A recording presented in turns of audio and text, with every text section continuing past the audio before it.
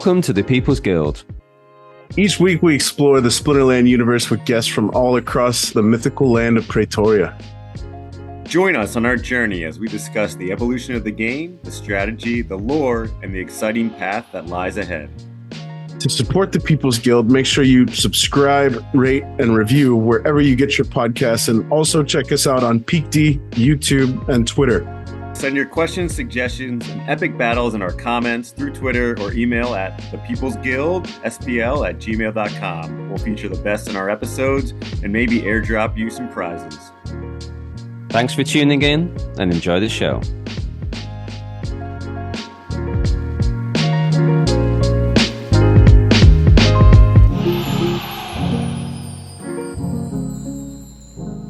Welcome back to the People's Guild. Another week, another episode, another great guest. We welcome back our good buddy. We haven't seen him in, it's already been, I guess, a better part of a year now. Sure flies by pretty quickly. VetteV, welcome back to the People's Guild, man. Always good to see you. Great having you back. Hello, guys. Hello. And I Thanks saw for that having me. over Christmas again, second year Yes, in a you row did. now, because we're about an hour away. Yeah, where my parents lives. Got some barbecue, and Yeah, we did some excellent barbecue. that was Top-notch pretty barbecue. good. That really That was was. I would go back there next year. That's a For good sure. place. And then And, got you some goat cheese. Got the goat cheese finally. It was literally some of the best goat cheese I've ever had in my life. That feta was absolutely incredible. Delicious. Yeah. And it froze well. I had a couple frozen pieces that I brought home, and it was still cold when I got here, and popped them It's in the amazing fridge. how it works. Yeah. Yeah, that works Yeah. out for storage for sure. So yeah, we got the goats in milk now, so there'll be more coming down. Feta will be probably starting up in 3 or 4 weeks, and it should be available shortly thereafter. So it's just depending on the type of cheese, what time frame it takes to make. So feta's on the earlier side. Yeah. Then the cheddar Before takes we the hit record, ages you were up. flaunting some cheddar. Some cheddar. Yes, From feta to some cheddar. cheddar. Yep. Cheddar. It's 12 to 18 weeks. We pop it in the wine fridge, and it goes there. And then this one that I just opened up, we put in the wine fridge at the end of August, and I just opened it up last week, and it turned out to be great. I compare it to a young Manchego sort without like the wax coating, and it's interesting because like so when I was growing up, and I didn't grow up rich or anything, we'd have cheese in the fridge, and the cheese would get a little white spot on it, right? And as a kid, I'm like, oh, that's gross. And my mom's like, just cut it off, it'll be fine. Because that's how cheese is made. Cheese is made with the mold on it that gives it the character and the flavor to it. So these cheddars come out with a white coating of this stuff around the outside. And there are some potential spots of like the blue. And the blue is like a blue cheese, and it won't kill you. Just you want to stay away from like the black, right? The black or a bad smell. Funky smells okay. Bad smells not. And this cheddar just trimmed it up a bit, sliced it. And I was like, oh man, this is like a young Manchego with some creaminess and saltiness, and like, oh, this is the way. Yeah, I Nice. know what's Loaded going to with be at the top of penicillin. Jimmy's Christmas wish list now. Oh yeah. I'll be munching some Some of that cheddar. next year as For well. sure. Yeah. For sure. Oh, yeah. Oh man, yeah. If you look at like dig into some of that really textured blue cheese, it's just loaded with mold, man. That's what it's all about. Yeah, so they inject it, right? So that's the blue that was around this. So this is the crazy thing about like farmsteading and preserving foods. And you take, you do kombuchas and vinegars and yeasts and stuff, right, Jimmy? Yeah, vinegars. Yeah. I do a lot of vinegars. Yeah. Vinegars. Yeah. Okay. Well, those don't start by like going out and buying a vinegar. You can buy a vinegar mother or whatever that comes in a bottle. But a lot of it's just the bacteria that's in the air. That's where like sourdough comes from. Like sourdough in San Francisco tastes like sourdough from San Francisco because of the air they have, the saltwater air, and that's where they got their mother from, and they use the mother over and over again. So when you want these things to preserve, it's a balance between temperature, time, and open to the air. So when we press the cheddar, it sits on the counter for 2 days before it goes in to start chilling. And during that time, I mean, you're thinking, oh, I leave dairy out, like it's going to spoil after 4 to 8 hours or whatever. Like it's part of the natural preserving process. So when you follow that and you have the right mixture of salt and the pressure and everything, you get a nice cheese out of it. It's fantastic. And I still have that sourdough culture that you guys sent, man. I keep that live. I keep that going, Oh, man. nice. That Oh is yeah. good stuff. Yep. We Haven't made. freeze part of it. So you can freeze the cultures too and save it. So if you Ooh. cut it, then you can put some in the freeze just in case you end up messing it up. And you're like, oh Yeah. no, I killed it. Well, you just pull out the frozen stuff and it comes back alive. Nice. Yeah, I do the crackers all the time. I don't have a lot of time for cooking bread. I've been dying to try Isn't that that a recipe. great trick though? Oh, the Like taking crackers the are discard amazing. crackers? Yeah. Yeah. Do They're you know amazing. about this, Jangles? No. What Okay, so when you get your enlighten me. farm going, yeah, when you get your farm going and you get all this stuff that you're making from scratch, one of the things you're going to do is sourdough bread. Sourdough bread, because you can have this bread just kind of rising every day, and that's your daily bread. Well, when you're doing sourdough and you feed your starter, it's going to grow a lot, and you have to kind of skim it off, and that's called a discard. When you're kind of separating and getting it down to the core of the sourdough. Well, there's a ton of recipes for sourdough discard stuff. Some of those like pancakes, or you can put it into other baked goods. But one of them is crackers. And Jimmy got this recipe for my wife, and you just take the discard, put it down on a baking sheet, thin like. You can flavor it with stuff like salt, rosemary, whatever else you want. And you just bake it. Flip it once, and then you cut it with a pizza cutter, cracks them into like whatever size crackers you want. And those things are super They're so tasty. good. So good. Oh man. Yum. Sour Yeah. man, that's one thing that I miss from home is good bread. Asian culture doesn't really have, it's rice, it's noodles, and there's a million types of delicious noodles. There's really good rice. Bread is has slowly kind of crept into the Asian palate, the Taiwanese palate, but yeah, you can't find any legitimate delicious sourdough here. There's no dark bread like you can find back home at your local bakeries. Yum, man. That sounds Yeah, amazing. Asian culture isn't big on wheat and baked things, I don't Yeah. think. No. But it depends on which Asian country. Because you get some like noodles that are wheat based, and then there's I don't know, like is wheat used in like traditional soy sauce? I don't I know. don't think so. I think it's all soybean, isn't it? Okay, so the American version must be the wheat because that's a big thing when people are looking for gluten free. Is people gluten free have to ask about soy sauce because a lot of the Kikkoman and the main types of soy sauce have gluten in them. But if you go to, I actually have to go to the cabinet and check this out. There's a type that's might be from Japan. Um, what is it? It's tamari. Tamari Oh doesn't yeah. have any That stuff is gluten in it. great. Yeah, That's it's that's like high that. end. Yeah. Yeah. So we have that, and so that's one of the big things. When I grew up in the Dallas area, we had like a little Asian area, um, Chinatown, and we get really authentic stuff. And so I appreciate it. Yeah, brewed soy sauce, tamari, but it's gluten free because of the way they do it. Yeah, that's the stuff, man. That's fantastic. Yeah. Yeah. Low Yeah. sodium So you have version. to, yeah. So you have to have like, so if you're going to do a traditional fried rice or a Japanese sushi rice or stuff like that, you've got to get the real ingredients to get that flavor. Otherwise, it kind of becomes messy. It's like making rice-a-roni and thinking it tastes great. Oh, the right. No, that Rice-a-roni, it has its place, but it San isn't the Francisco gourmet. treat. That's right.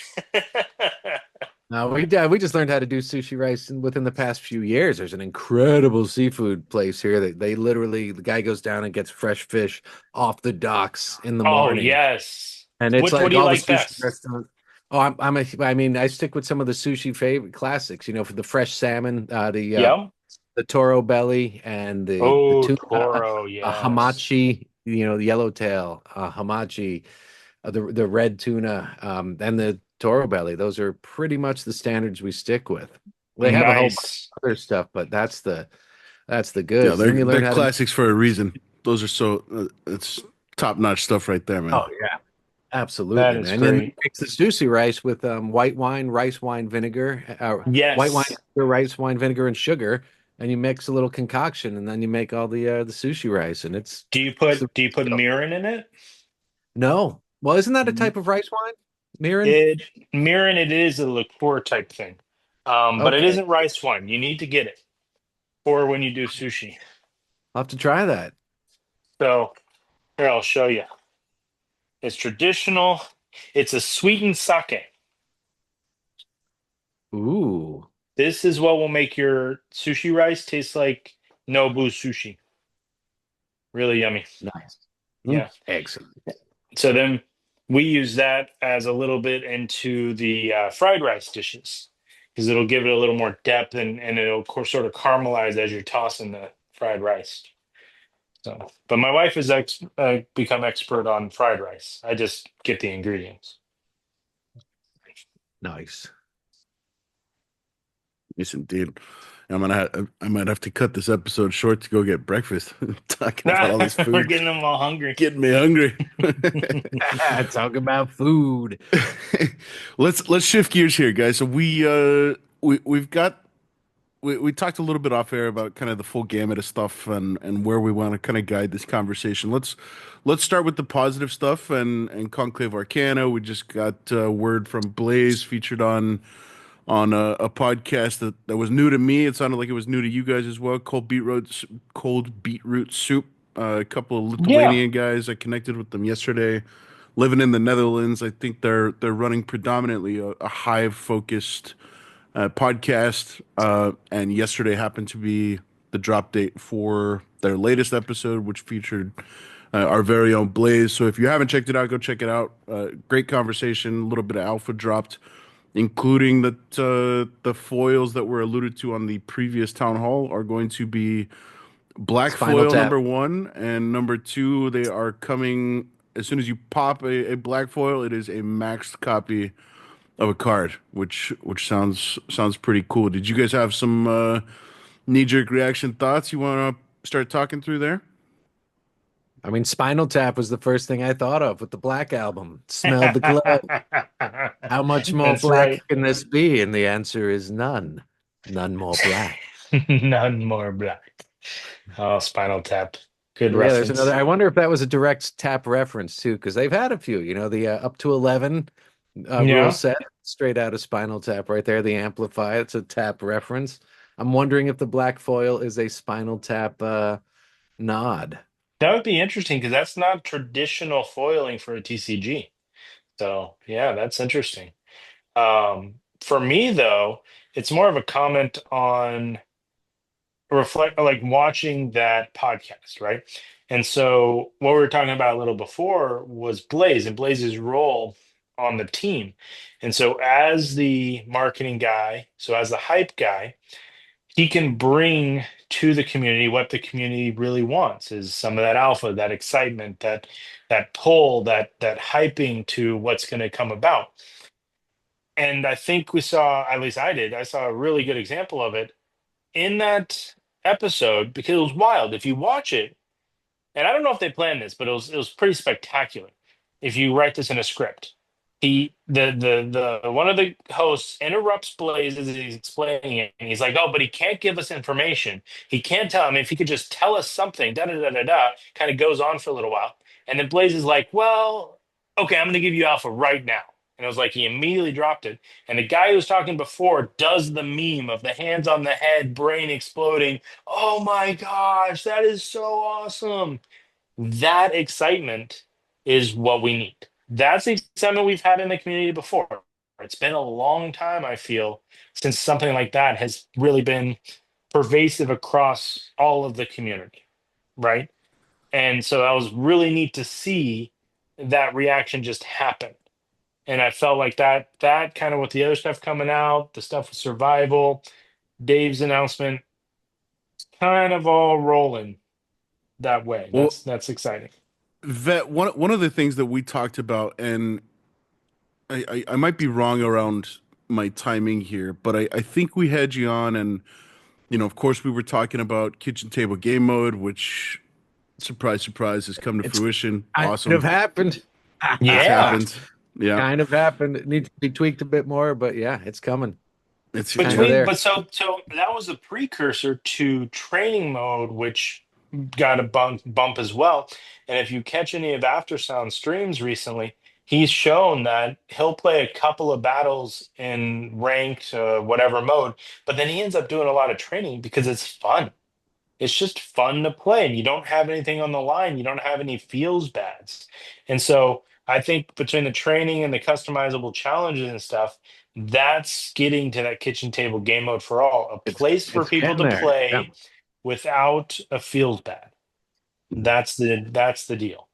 Yeah, I'd like Yes. to see them merge the customizable channel, like make training mode customizable. Hmm. That's an obvious step there. And Yeah. as Dave has mentioned before, I believe he's mentioned it on our episode here. He wants to create as much. He's under the belief that free to play is a huge thing for drawing people into this whole ecosystem. And that Well, getting gee, where have they ever done that. free to play games that have worked? I don't know. The entire App Store market for all of its existence. This isn't Mhm. rocket science. Like, Yeah. this is Well, it's good, literally. Yeah, there's a how it works, playbook. and it's There's a playbook for this. yeah. Yeah. Yeah, and it's something that had been neglected for a very long time. Also not only neglected, but it was almost taboo. Like there was this belief that if people could play for free, they won't pay to play at all, which I don't Yes. believe And I is don't, but here's where that broke down. Is this was born out of a TCG world combined with an ownership mentality of blockchain. So with those two things in mind, it became a very narrow focus of okay, anything you get has to be deemed an NFT and an asset because that's true to blockchain. But the design of the game is a trading card game, which works very well with blockchain, inspired by things like Magic the Gathering. What was missed was people look at Magic the Gathering like, well, you can't play for free. You have to buy the cards. And that's where I call bullshit because that's not how anyone starts playing Magic. You start playing Magic by finding somebody who plays Magic and they loan you their deck. They literally loan you cards to learn how to play. I'm doing that with my boys. We have like jumpstart things and we pass them out. They don't even know what they're doing at their age, but they didn't buy those cards. Those are my cards. That wouldn't be the same as a friend. So to say that TCGs don't have a free to play mode is bullshit. Not to mention the proxy world and everything else. I mean, TCGs have a free to play. So then it came to blockchain of being ingrained in that mindset of, okay, well, everything has to be an NFT because that's the intent of blockchain. And if you receive it, then, and there was a lot of growing pains. I was on that too. Like I didn't understand the soulbound thing. It was a pain in the ass. I still think it can be massaged a little bit. But that was a hindrance as well. So from those, I could see why prior to Dave and prior to a lot of the people speaking of the community, there was such a push to be like free to play will cause people not to buy because they felt like in that, at least from my opinion, that was the view they had of this is the way we need to go. This is how you get people to do that, so we can't entertain that other option. I think by now it's pretty obvious that that was a huge hindrance to what this should be. I think it's a huge hindrance to any game that's like ours that's a competitor. Um, and examples like Parallel or something that I saw some people play, you can just pick it up. You can just start playing. That's Well, what you need to do here. that's where the hook, Pick line, it and up and sinker play. live, right? Like you don't leave the yeah. hook, line, and sinker out there gated behind a $15,000 deck.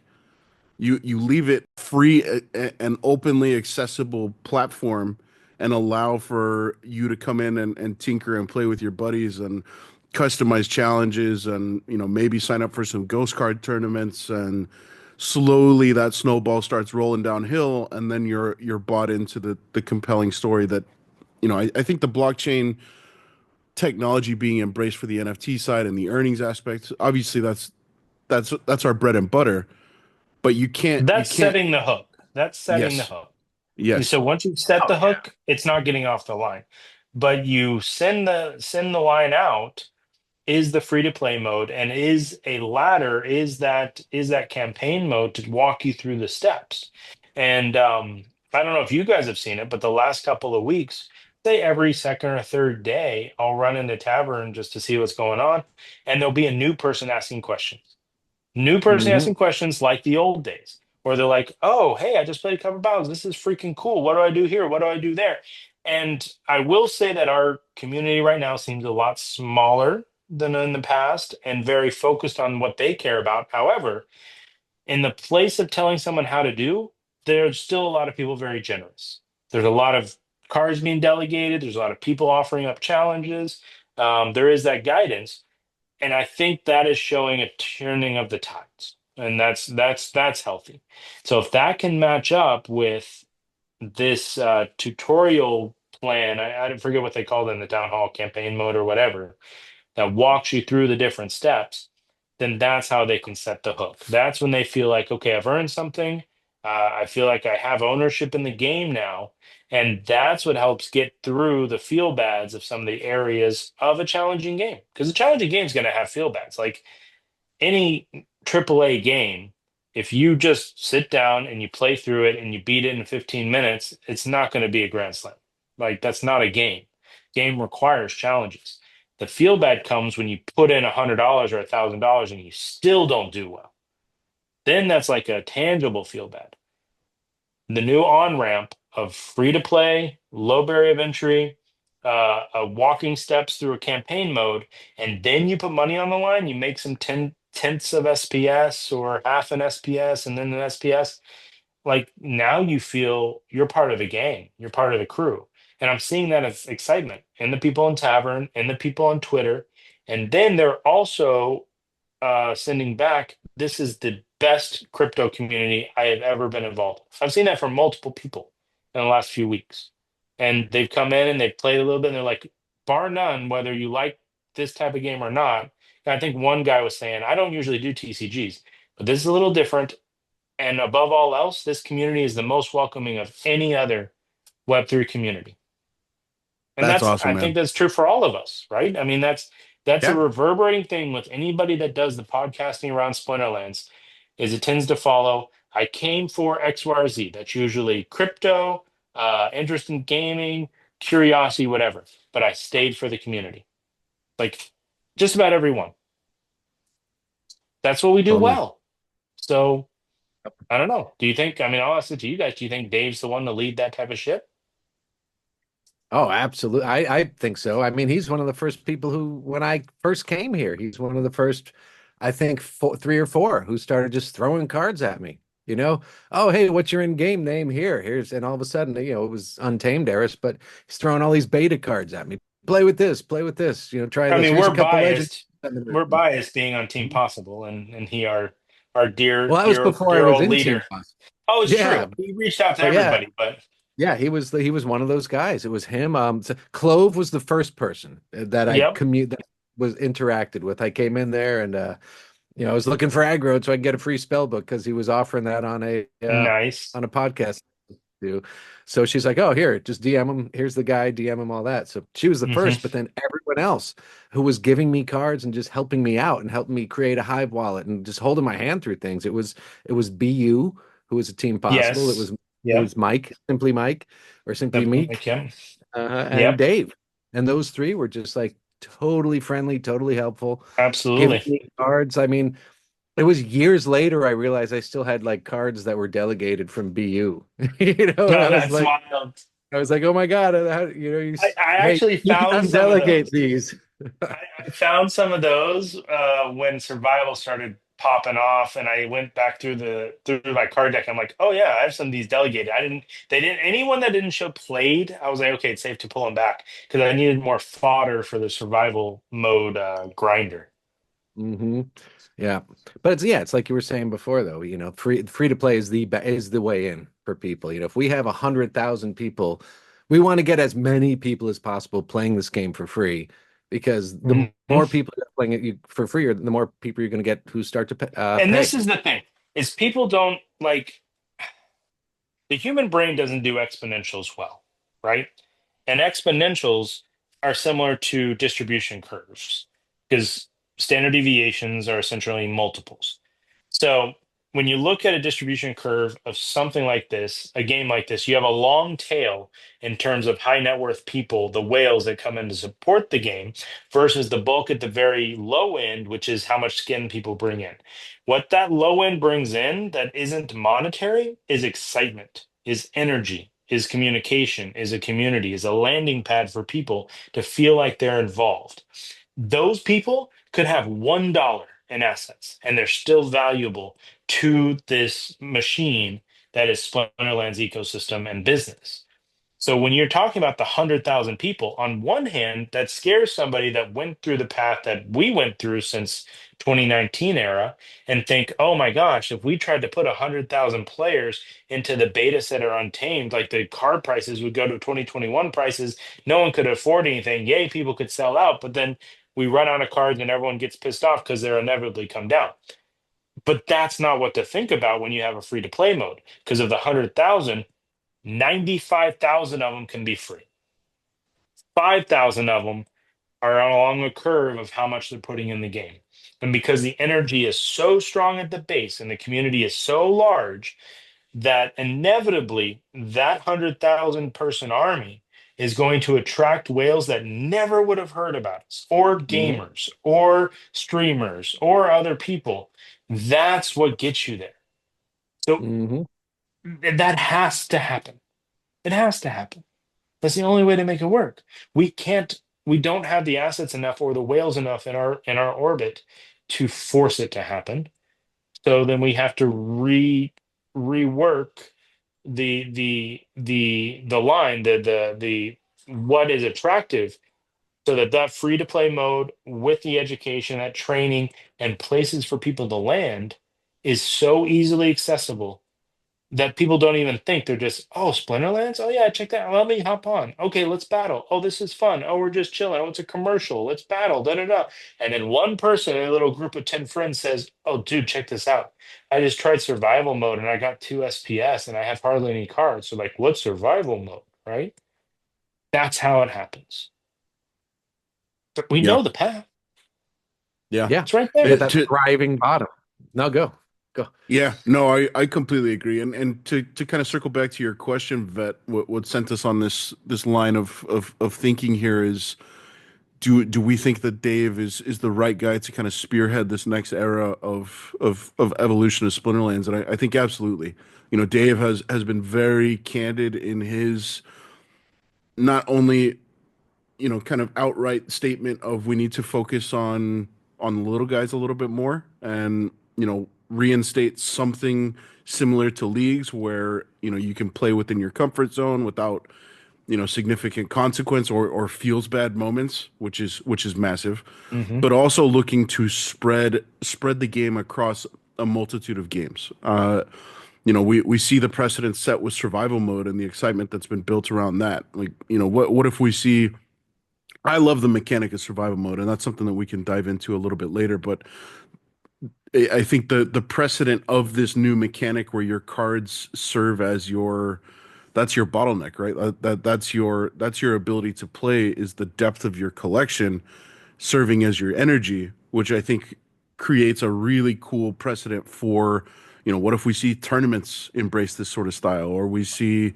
you know, something like this come into another thing that guilds can get involved in. You know, I think that the sky's the limit, and I think Dave ultimately, with attracting new players being his guiding star, along the way, there's the embrace of, you know, a multitude of game modes and different ways that we can utilize these cards that we're collecting along the way. So I think the fresh perspective that Dave has, in conjunction with, you know, before he was ever COO, he was a tremendous bridge in the community. He had the ear of a lot of the guys on the team, and he has the, you know, the wisdom and the diplomacy necessary to serve as a solid bridge between the two. And now it's just been made official, and he's just been put in a position to actually do something about it. To offer a little bit of a personal anecdote, prior to Dave's announcement, and kind of, you know, in the waiting moments of 2024, I was beginning to question, what does my future with Splinterlands look like? You know, TPG took a little bit of a hiatus. We hosted Matt just before Christmas, and I don't think we ran our next episode until sometime February. And throughout that time frame, you know, I was kind of thinking, like, you know, a new set's coming out. It doesn't look like things are necessarily changing. We didn't see any of the NPE stuff come to fruition last year. There's no new campaign mode. There's no tutorials. The tutorial that lives on the main page was community created. which Hmm. was fine as a band-aid solution. But I think the optics of that really left me scratching my head. Like, where's the team's input on this stuff when that was bullet point number one for 2024's vision, For the year, for the No, yeah, yeah, entire. yeah, and it exactly. never came to pass. So I had far more questions than I had answers, and I think Dave has single-handedly kind of breathed life back into a lot of folks' belief, myself included, my belief in there is a viable future with Splinterlands. And maybe Dave's hiring, like you talked about earlier, there's kind of multiple snowballs that have kind of uh, piled onto one another all at the same time, and one of those is Dave getting hired, one of those is survival mode, one of those is land 1.75, one of those is Conclave Arcana coming out and all the new stuff that they're trying to introduce into the set. So there's multiple variables at play, but in general I feel like Dave was a major catalyst for a lot of folks feeling reinvigorated and okay, I'm ready to double down. Actually, personally, I don't know if I've shared this on air, but I have shared it with a couple of folks in the community. But as soon as Dave was hired, I went in and bought another chunk of SPS, and I have every intention of hitting seven figures in the next couple of months. And Nice. I'm not gonna chalk that up to a particular percentage in terms of how much of this is directly attributable to Dave's hiring, but I think Dave's vision, his ability to communicate, his really tight feedback loop with the community. He listens to everybody. He makes time for somebody with a $10 account just as much as he makes time for somebody with $100,000 account. And I respect the ever living hell out of that philosophy. And I think that culture is going to begin to shift within the team, and we're going to see a very different era in the subsequent 3, 6, 9 months to round out the year. So yes, I do think Dave is the guy to spearhead us forward and take us to bigger and better. For The sure. word is Now, confidence. Confidence, I think, too. That's what he's Yes. saying. confidence. And it's alluding to what you were just saying. After seeing everything you pointed out not happen for a year plus, we were at a point of limbo, and no one had confidence that it was actually going to happen. Dave is, changing the focus for that. Also wanted to just point out, you said he's the bridge between, an excellent bridge between team and community, which he has been. He's also an excellent bridge between like whales and minnows at the Yes. same time. He Yeah. has that Great ear call. on the ground, and he has the respect and takes the time, and to deal with both of them, to really understand what the new guy is going through, what the bronze players are going through, and he also understands what the top guys are going through, and understands, I think, the importance of finding that balance between appeasing both. And that's the whole thing. You have to appease everyone, the whole spectrum, not just the top, which understandable. It's been our focus for the past year plus because that's pretty much all that was left. We chased out a lot of the lower level players. They were gone. So we had to survive, keep the whales happy. That's kind of my take on it. We weren't pulling people in. There were very few small players to try to keep happy. They were leaving, unfortunately. But Hmm. now that's the intention that is done a complete 180, and not neglect, not saying screw the top. We need to bring it all to the bottom. Tax the rich, bro. It's not that. It's like appease everybody. Now that the top is happy, and survival mode is a great thing for keeping the top happy. I love the mode, love the idea of the mode. What I was always against was the timing of the mode. Well, there was effort there before effort was focused down below. But now that the balance back, I believe there is an intentional, intangible shift of focus to the important area, which is the bottom, and bringing people in and having that huge, massive, happy player base at the bottom that people bubble up from. Hmm. So with Dave, I think that those who know him and have been around him are totally on board with that. And then those who have listened to him that are already in the community can get a sense of that. But I do think he's still under the same delay that any new person is to stepping into something that's already in process. Because even listening to him in the town hall, I do feel like it was exciting. He has his view, he has his goals, but he put it behind Conclave Arcana. Now, it sounded like there was also something with the train that was going to come out along with Carne Asada is what I call it, Carne Asada. We And all do. yeah, so it was what he's going to have input into that. I don't see him as like really the energy that I'm seeing in the community in general. Now, for me, it was a big deal. For you, I know it was a big deal because we know I'm going back. I want to throw out there this. Think of what Survival did first and Land 1.75 kind of doubled down on. So I'll take it back a couple of months when Survival mode was launched and the community went apoplectic with people saying, this isn't going to do anything. This is so stupid. This is catering to the whales, blah, blah, blah, blah, blah. And there was a lot of like upset around this. I was shocked by it. My view then, and I think it's been vindicated now, is this is something we've been asking for a long time, since 2020, was when Untamed came out, the size of the community was small enough at the time that Untamed became a lot of extra cards. And people were like, why can't I choose different levels of cards? Why can't I have different types of cards? We were like, why can't we put energy tied to cards? All this stuff had been talked about a long time ago. So this wasn't necessarily new. So this was exciting from that point that I was like, okay, this is something the community has asked for before. But the fallout from it, I think, is better than what I even thought it could be, because what it seems to have done is shattered the previous ability or even dream that one person can do everything. That because that they've been talking about it for a while, right?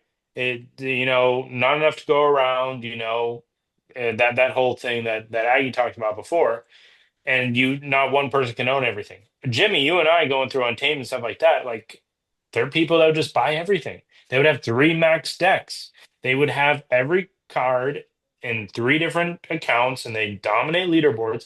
That was a thing you could do.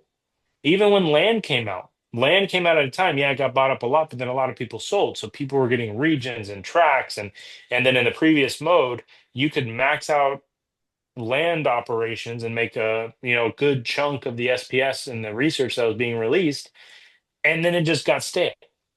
What Survival did is it puts a cost to even the largest account. And I'll use Neil's account as an example, right? You guys talked about it last time. I pulled it up now. Neil Cards is his account. It's had 2,890 battles so far this season. It's massive. But that's because he pulled. Isn't that wild? Yeah. He's pulled everything off of Land. This is all he is doing. One of the largest accounts in the game made a decision. And even if he wants to rebalance it back, he can't do everything. That's really important because where that trickles down to is even a feeling I had when I first came in. When I first came in, the first couple of months, even though I knew I wanted to get to champion level and so on, I felt like I was coming in late. I'm at the end of beta. Beta just closed, Untamed's opening, but all these other people have been around. They have multiple decks that are all maxed out with all these goals. I'm never going to get that. I'm never going to be up there, right? And you got to fight against that. Well, by shattering that with survival mode, shattering that with 1.75, where even the largest collections with the largest land plots with the largest spreadsheets, they're all in a crazy mode right now too, trying to figure out what to do, bringing everything down to resources. What that does is it makes it viable for the smallest account to snipe. They can feel like they got something good. Even After Sound saying, on his live stream, I think it was within this last week, hopped into survival mode, sniped off 9 or 10 SPS for a quick battle and took down, an account that he knew. Those are the feel good things that changed this whole ecosystem because that huge account is no longer untouchable. I think were you talking about it last? Was it you guys talking about or someone else that people were going in survival mode and part of their strategies they just wanted to take out cards from their other accounts. Like as long as they got a card from the enemy, then that was a success. If they won, that's even better. But they just want to Like you can play it in so many different ways. So that's what I want to put out is what do you think about the shattering of what has been status quo for going on 2 years now, just through these two game modes? I think it's shattered. I That's will be the fantastic. first to put my foot in my mouth and say I was definitely reluctant to buy into survival mode. I was questioning the timing, like Jimmy said. I felt there were bigger fish to fry in terms of, how do we move the needle now for new players. In hindsight, survival mode, granted it's still early days. It's season 2, uh, but smashing success. I love feeling that anxiety, that stress, that dopamine on the other side of submitting a survival battle. But yeah, to your point, Vet, the strategy I think is what is is really put at the forefront of survival mode. It was kind of hailed as, this is going to be a bot only mode, and all of a sudden we've got wild plus survival. 2/3 of our SPS emissions are going to the bots. It's so bad for the ecosystem. Yada yada. Uh, well, I think you're heavily rewarded as a manual player in survival mode. So, for example, if I see I'm going up against Neil, and I know he's bringing 60 million plus CP to the table. He's got everything in spades running laps around my deck. Well, I'm just going to serve up a softball and give him a 1 BCX Sloan and, like a Gargoyle Scrapper, call it a day and move on to the next battle. I Or would there's challenge you on that. I would challenge you on that because he has hardly any of the newest cards. If you look at his set, it's a heavy in Alpha, Beta, and Untamed. So if you were to OP battles, when he goes up against the others, he's been playing that many battles. He's still ranked 13 on the bronze leaderboard. mm, So On the no, bronze. on the bronze, yeah, because he He's started at still on zero. bronze Well, he started at zero this season, like for two literally last seasons. week, Yeah. Well, or the yeah, it first. was yeah, last he's Tuesday, on his first season. Okay. He's on his first first season. season. Yeah. Okay. Well, yeah, I guess the very first season was different. We saw people get up to Diamond. I don't know, Well, champ. Maybe. so what happens is you don't get past that leaderboard, right? So you remain in the leaderboard of the league you started, right? So he's at 2,300 points, So he's but in gold. he's Next season he'll start yeah, in he's gold, in right? gold next, Yeah. but on the bronze leaderboard he's 13th. What that means is there's other people that started this season or didn't move out of bronze last season and are above him. There are 12 that are above him. And at 2,300, he's getting knocked down by everyone that's in mid goal or higher because those guys are playing with a lot of the newest, Rebellion, the summoners, the multi-splinter summoners, all those OP cards. Because I mean, yeah, lightning dragons and gold dragons and angel of light, those are great cards to play with. But like any TCG, the newest cards are always higher. They always go up in power. Well, So I'll that's where this also game say is that. really interesting. Yeah, I will also say I've had a perusal of Neil's collection. And aside from I think multiple mouse scrolls of Max General Sloans and Thaddeus Broods, there is a solid smattering of 1 BCX summoners. And I don't think, the likes of Xbot and Yeah. Archmage they haven't been optimized to No, no. He's so for some. wasting max cards a lot. Yeah. Yes, Yeah, yeah. I'm in that boat Uh, too. I got a lot of low level. A lot of But that's useful when you level manually three. it is play. useful. It's an Yep. advantage, and that's Hmm. that's that's my point. Is as a manual player, you have that advantage of the extra layer of strategy. Where okay, so maybe Neil was a bad example because he's missing a lot of the No, but I rebellion think it's a stuff. good But example. I think it's a great example because you're going against the number one battle player in survival mode. And he is offering you an opportunity to use strategy in a way you haven't done before, right? Because you yes, don't get to see yeah, who you're playing against in the other leagues, for one. And so I hope they hmm don't get rid of that, actually. I think that's the fun thing to do, is to be able to hmm see who you're battling against. But then number two is everyone has stakes on both sides. And even the largest account in the game, he is hurt. We've tracked it throughout the season, and it's going up and down as his cards are not being available. When you play that many battles, he's had about a 40 to 45% win rate versus the top of the leaderboards are always about 60% win rate. 55 to 60 is top of the leaderboard. 50-50 is when you level out to somewhere in the middle. He's below that. because of just his deck makeup versus the modern cards. That's liquidity. He's providing liquidity and he's being paid well for it, right? He is What's the his liquidity account bot. It's like a Yeah. good Neil.cards. Neil.cards. Neil.com. Okay, Yeah. Neil.com.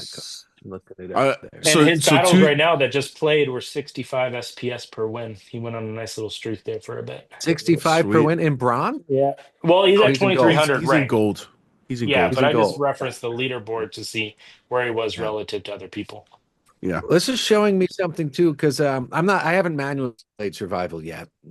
Just Oh, it's fun. because You need to. I got to give it a shot. It's So because fun. brawls. It's because my scholar's still playing tournaments, and he's been kicking ass in modern again. Oh, I'll see, probably that's do tough too. it. Balancing with Yeah, tournaments is hard. Well, it's a that's tough back to your thing. point of like, I think we're at a place Choosing, you where have to we've got to choose. pick our Yeah. lane. Yeah, we got to pick a lane. But that's Yeah, And exactly. But that's see, great. this is the thing: is people don't take it to the second and third order, and that's the difference when it comes down to anything in life. What separates championship teams? What separates multi-billion-dollar businesses and entrepreneurs? What separates the top of people in the sport industry or anything, and the people that are observing? The observers will look at first order and they'll comment on it and they'll do whatever. Second and third order is where greatness comes. That's what we're seeing here. We've always known the ecosystem of Splinterlands is something special. We talked about it a lot on the Monster Maverick show that it's amazing how quick the ecosystem will equalize across so many factors and variables and pools within 12 hours of something massive happening. These are the first two things between land and survival mode that we haven't seen that fast of an equilibrium, which is good because it shook it up so much that I think it's creating that rebalance that allows someone to come in and they might have like been half a deck of modern, they haven't maxed it all out yet, but there's openings in tournaments to score a top 15 finish because the other guys that were in that realm are wasting cards in survival mode. Like there Yeah. are opportunities for people. And that's what this game mode does. It isn't rewarding the whales independently. And yes, it is a reward. You need incentive for stuff to happen. But what it does is it allows people to have access to more areas of the game. I'm interested on who's mining SPS right now in land. Because with all of the SPS mines being turned off, Aggie turned off almost all of his, Neil turned off all of his, a lot I of the turned other off region mine. guys. Yeah. So whoever's And I was mining making that. SPS, Yeah. who's mining SPS right now and getting 10% of the pool? Well, it's gotta Right? be worth it though. It's gotta be That's worth it. gotta Like I be turned off all my massive. stuff. Well, it's gotta be worth it because I turned it off because you can get more SPS by selling your resources and buying SPS You at the can, at the you moment. can, but that was in the steady state snapshot when those X number of SPS mines were operational. Now we know there's been a hit to SPS operational mines by what, 80%? So now you have 20% of the previous mines operational. Many of those can't even be claimed because they don't have the resources stacked yet. So when that first person claims SPS after all of this being turned off for a week and the pool rebuilds, it's going to be like the first few days of land when people were claiming what, like 100 to 500 SPS per claim. Like that's what happens when you rebalance an ecosystem like this. Is Oh this no, I has get it. I shattered get it. that. This has shattered it. But There's so much opportunity. is it financially worth it though? That's the thing. No, Because it isn't financially worth it to start from zero. It puts people in certain opportunities that if they planned, they get the advantage. no, I mean just to get the SPS. Like because when I had some good SPS, I had a bunch of Rooney. I was pulling in about 5,000 SPS every like 3 days or so on Hmm. land. And with the That's chain, solid. I kept it going for a couple of days, and it costs so much more to give my other resources, wood, stone, iron, to claim SPS. I would make Hmm. way more SPS by turning that all into DEC and then buying SPS off the market. I gotcha. I gotcha. That's what Okay, I so mean. yeah, So see, that's the that's why everyone calculation. started turning off eventually it might be worth it again, because there's gonna be a lot more of these resources coming. There will be a tipping point, hopefully, where it's actually more, feasible or better to mine SPS off land again, to Yeah. spend all the resources and do that. So hopefully that'll come again.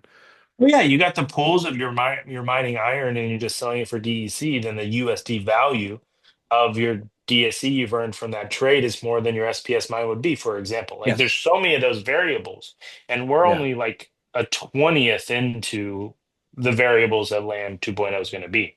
That's just crazy. How much Um, land do you have going? Operational, well, it's like 10 plots. I have probably 100 plots, but yeah, I just there's so many opportunities elsewhere, like you're saying. So what I've done is I've taken my optimized deck, and for the first season of survival, I would bot with my wild only in survival mode, and then modern would be reserved for modern league, and then I would try to time my wild deck to turn off 3 days before Brawl Phrase, so that I have 70% of my older cards because I play an older Guild Fray, right? So I play Beta and Untamed. So I'm double dipping Survival and Fray. So I have to keep that in mind. And this last round, oh, it was wild because I didn't turn it off in time. So I'm going into these Brawl Frays and I'm missing 75-80% of my cards. I was like, I don't know what's going to happen. I don't know what's going to. I ended up winning, I think, all of them, but it's because everyone was in that situation. So it's just drastically changed the entire. It's beyond the metagame. It's like the literal asset liquidity on all sides. Personal assets, rental market going to seasonal, that's devastated stuff. And I will say there are some victims of the circumstance. People that were engaged doing daily rentals and playing battles, that path is closed, right? And that's tough. But there is a good argument for some people that they don't want rentals at all. Like, so it's like, okay, well, we're in a middle ground now.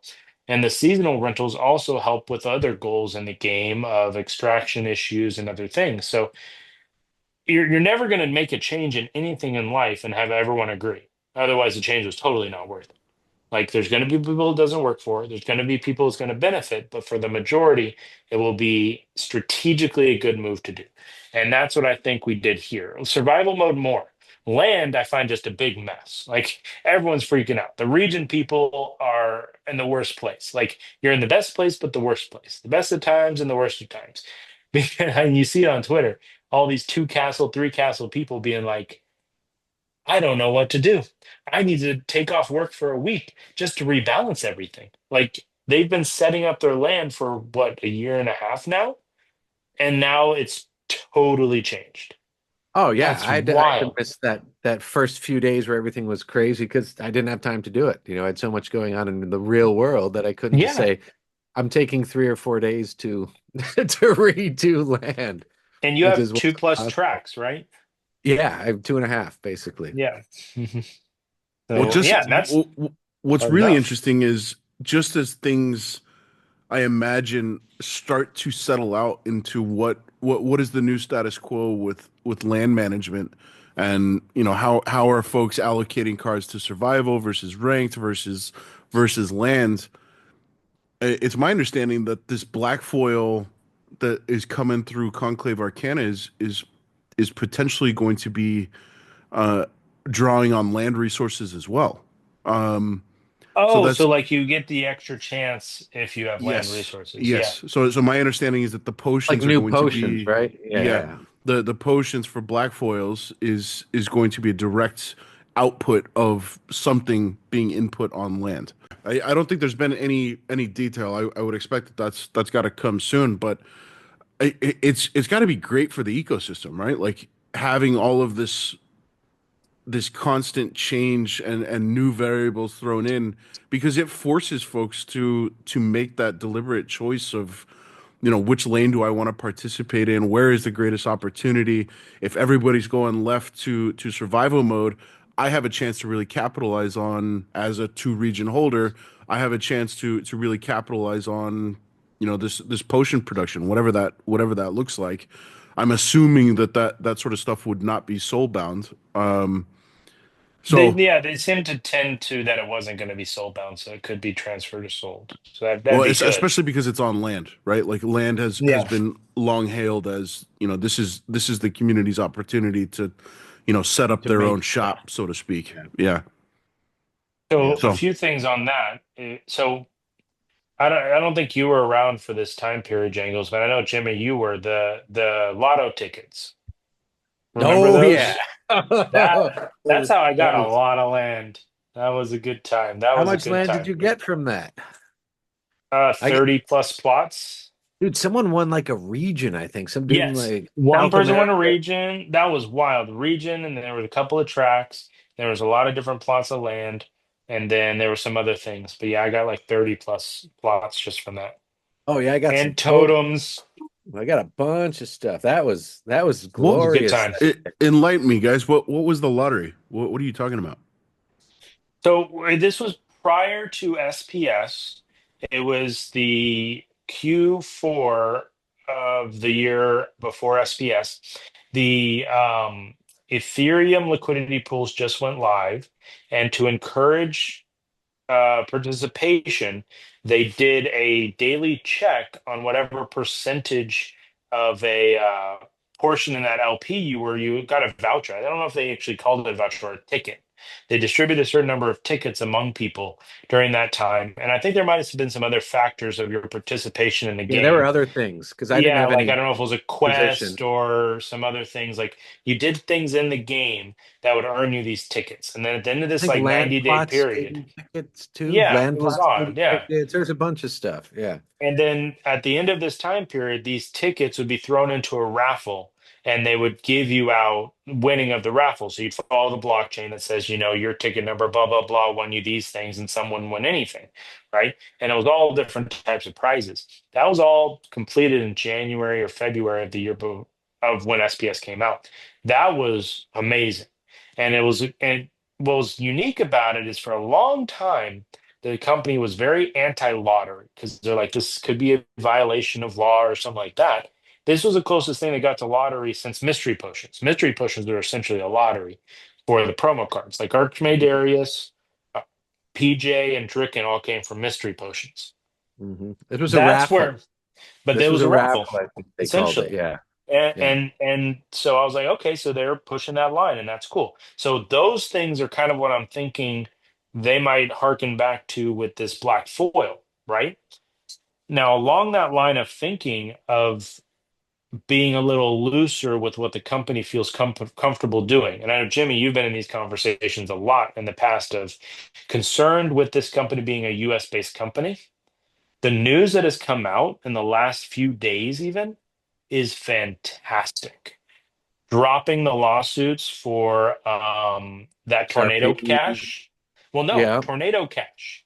So they Oh, dropped right. that lawsuit, right? That's huge. And then there was another one that was specifically about, I think, DeFi.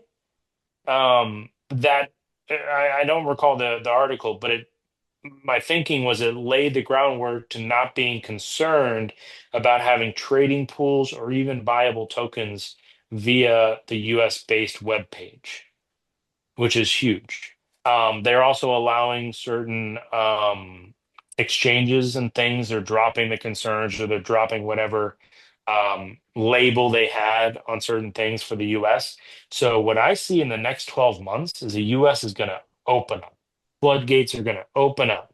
People can get on Binance. I'm not saying for sure, but an example, they might be able to get on Binance and never were before. Now, weird thing about the United States, for anyone not from the US, is you have the federal government says one thing, and now all the 50 states get to choose what they want to do with it. So that's still going to matter. But here's the fun thing is if it is available in one of the states and it's nearby, well, I'll just go there via physical or VPN and it'll happen. And so you'll Yeah. be good to go. Yeah. We'll have to see my parent. Yeah, I think you're right.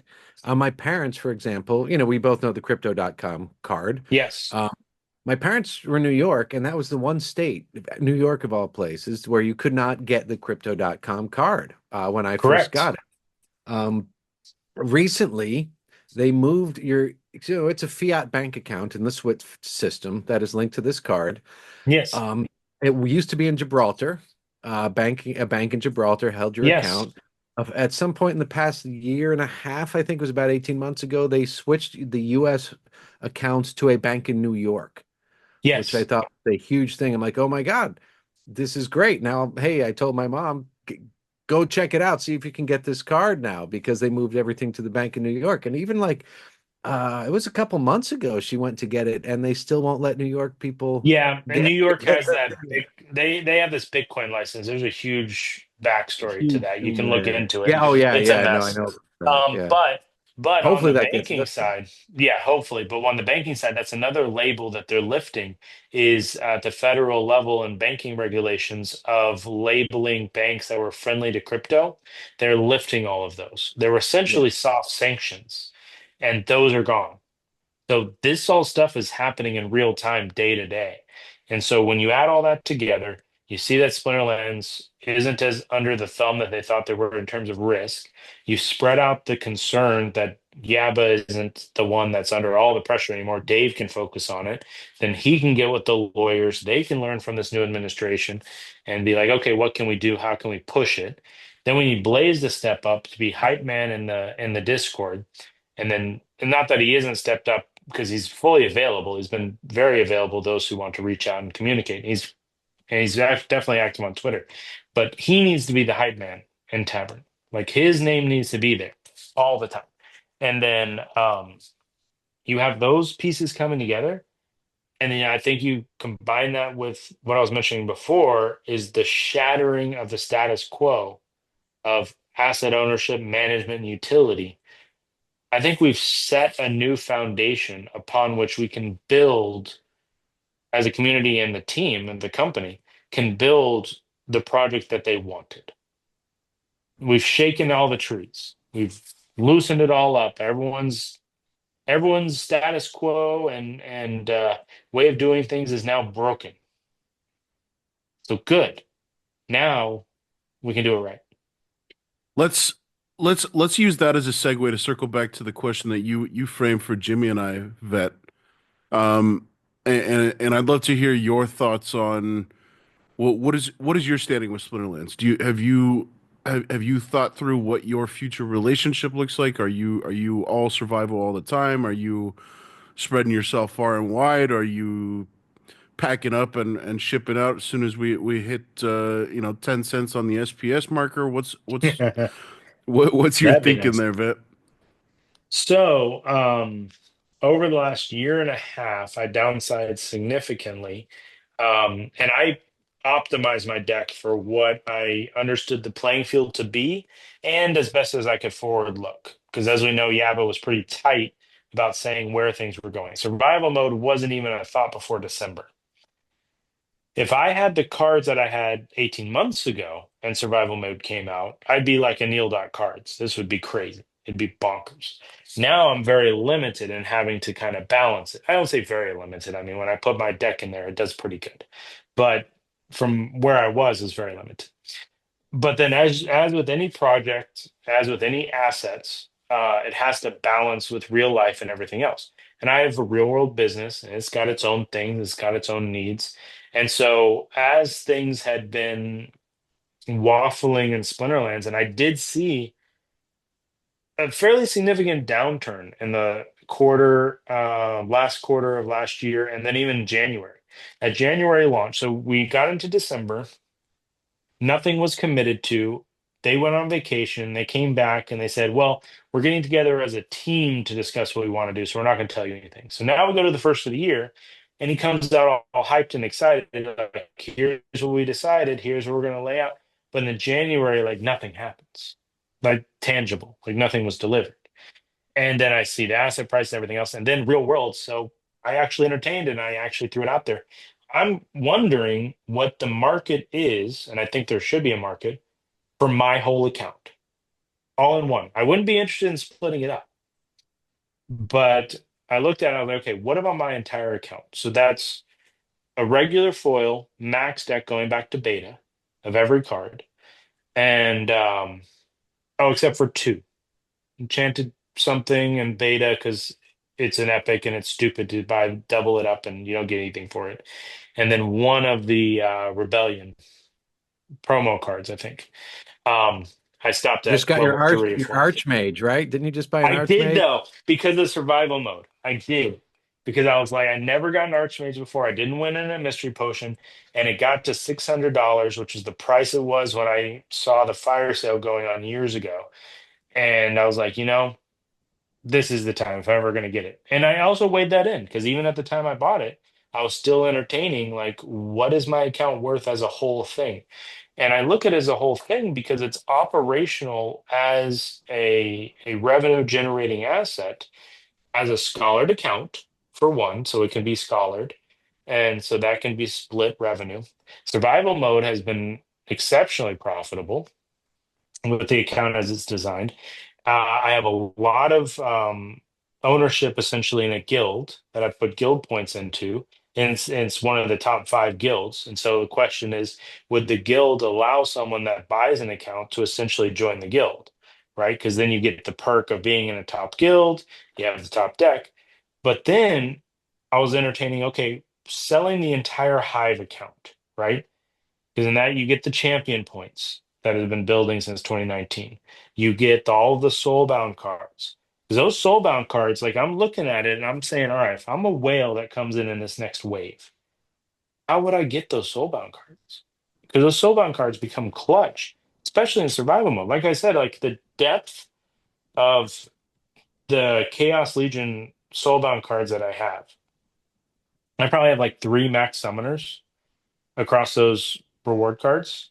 And then some of them I have a max gold card, so then I can balance what to do. And that's amazing for survival mode. And there's no way you're going to get that in the market. I don't think there's that many unlocked cards to even buy if you were to Yeah, wrangle zero them. chance. Yeah. Zero chance. Yeah, So then it's when I was looking at this, the account value of regular foils, because mainly a regular foil deck, plus some gold foils that were on land, just the cards were low 30,000. Then I was like, okay, if I added in the land, I added in all the soul bounds, added in, it was like 50,000 would be good.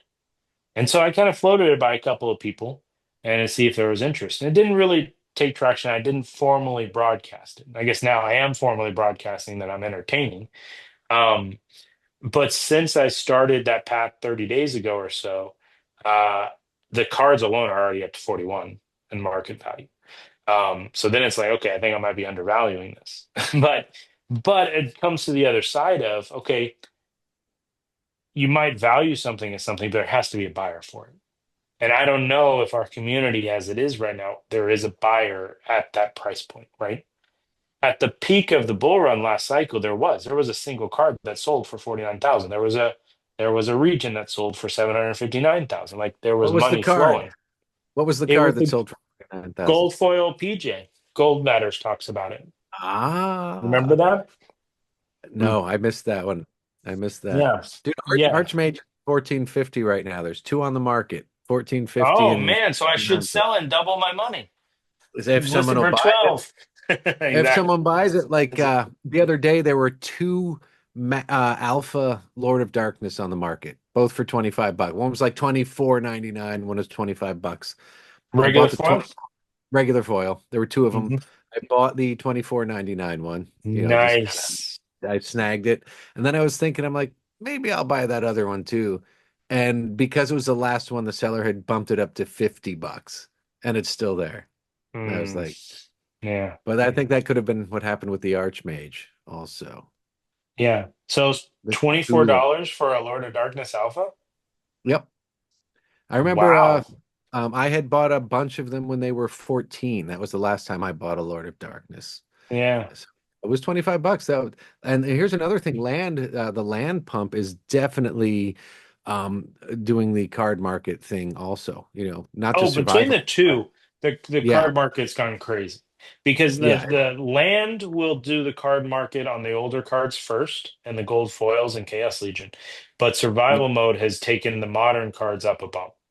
And that's what I think has Yep. doubled the price of chaos packs and a few other things is because, and again, I'm saying it shook everything up down to the lowest player. The lowest player can jump in, snag 50 Chaos Legion packs, and they could field a deck that'll get through some bronze battles and earn them some SPS, more so than modern.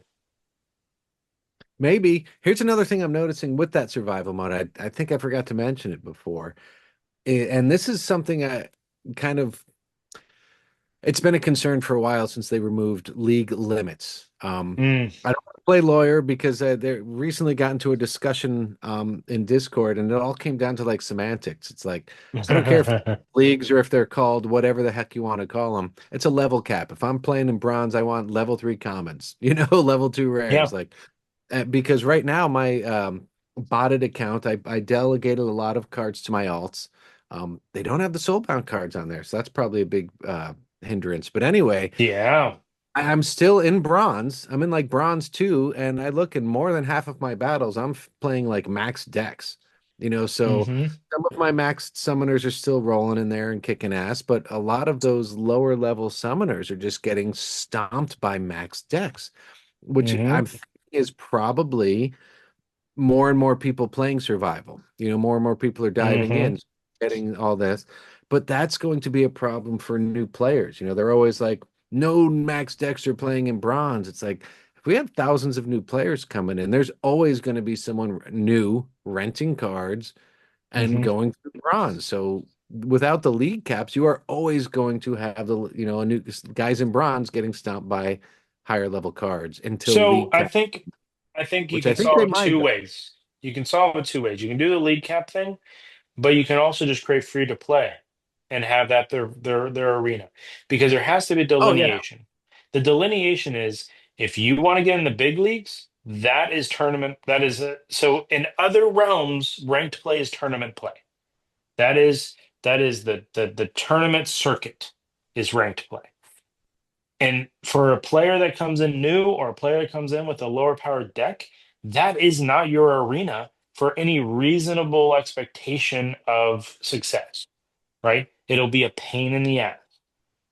But that is where one area of rewards is, and you can choose to do that.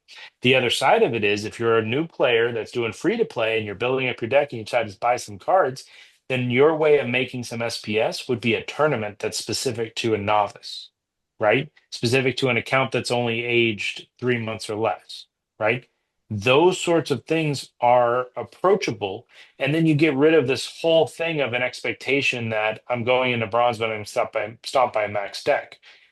Why don't we just make that the expectation? That is what's going to happen. This is tournament circuit play. This is only for the people that are going to start out and they want to get as high as they can for money. That is the goal. And if you don't want to do that, you have customized challenge kitchen table mode to play with your friends. You have free to play and that circuit to earn some, lower level cards, but you feel like you have some ownership. You have the special promo challenge tournament things that Blaze puts on with brackets. You have novice tournaments you can do, or you can hop in and you can say, all right, let me figure out this land. I'm going to get two plots. One's going to be gray and the other one's going to be a mine, and I'm just going to do that, and that'll be my idle clicker. Like, I think with all of this and through all of that, you've got survival mode to fall back on. It doesn't take many cards or that much time to get up into bronze to where there is some rewards that are equivalent to like top bronze or low silver in, say, wild or modern. I think we're Well, seeing the breadth of what the game is hopefully going to be. yeah, you're kind of scratching the surface there for me, Vet. I think to Jimmy's point, I think we have to see leagues call them whatever you want. And there was definitely some confusion caused by the semantics It was in the just the label. conversation. It was just the label. It's like Yeah, Dave's Yeah. it's Vision. just the label. It's well, Dave's Vision is bringing them this level cap back. as soon as we see bronze, silver, gold, everybody's mind immediately jumps to the previous era where we had bronze, silver, gold leagues. Where True. I think the conversation was more in reference to the level caps that you're calling out, Jimmy, and I think that has to be, there has to be a place where these guys can, new players can come in and, if a silver deck costs me $500, I can start to, spend $50 here, $100 there, and play comfortably with the security, knowing that I'm not going to come up against, a $15,000 deck. That's just No, I is not a fun totally feeling. I totally agree. And we've talked about this before. And Jimmy and I, you and I have talked about it a lot too. We knew these players. We knew these silver experts.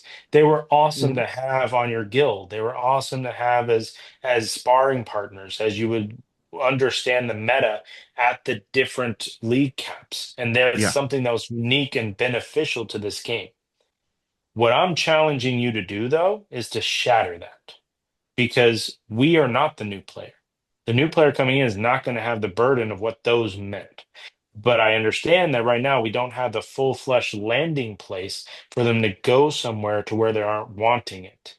I'm saying that once they've rolled out this training area that's going to lead them through these steps of incremental understanding of the game and have these little arenas where they can play at various league caps. We have customizable challenges, which are league cap selectable. We have a training mode, which is league cap selectable. We have tournament areas, which is league cap selectable. Everywhere else in the game is league cap. Maybe we put leagues into survival mode. I don't know. Maybe that's a place to put it, right? Um, but I do think, what if you explore, even as just a mental exercise, what if we leave modern and even wild as tournament circuit?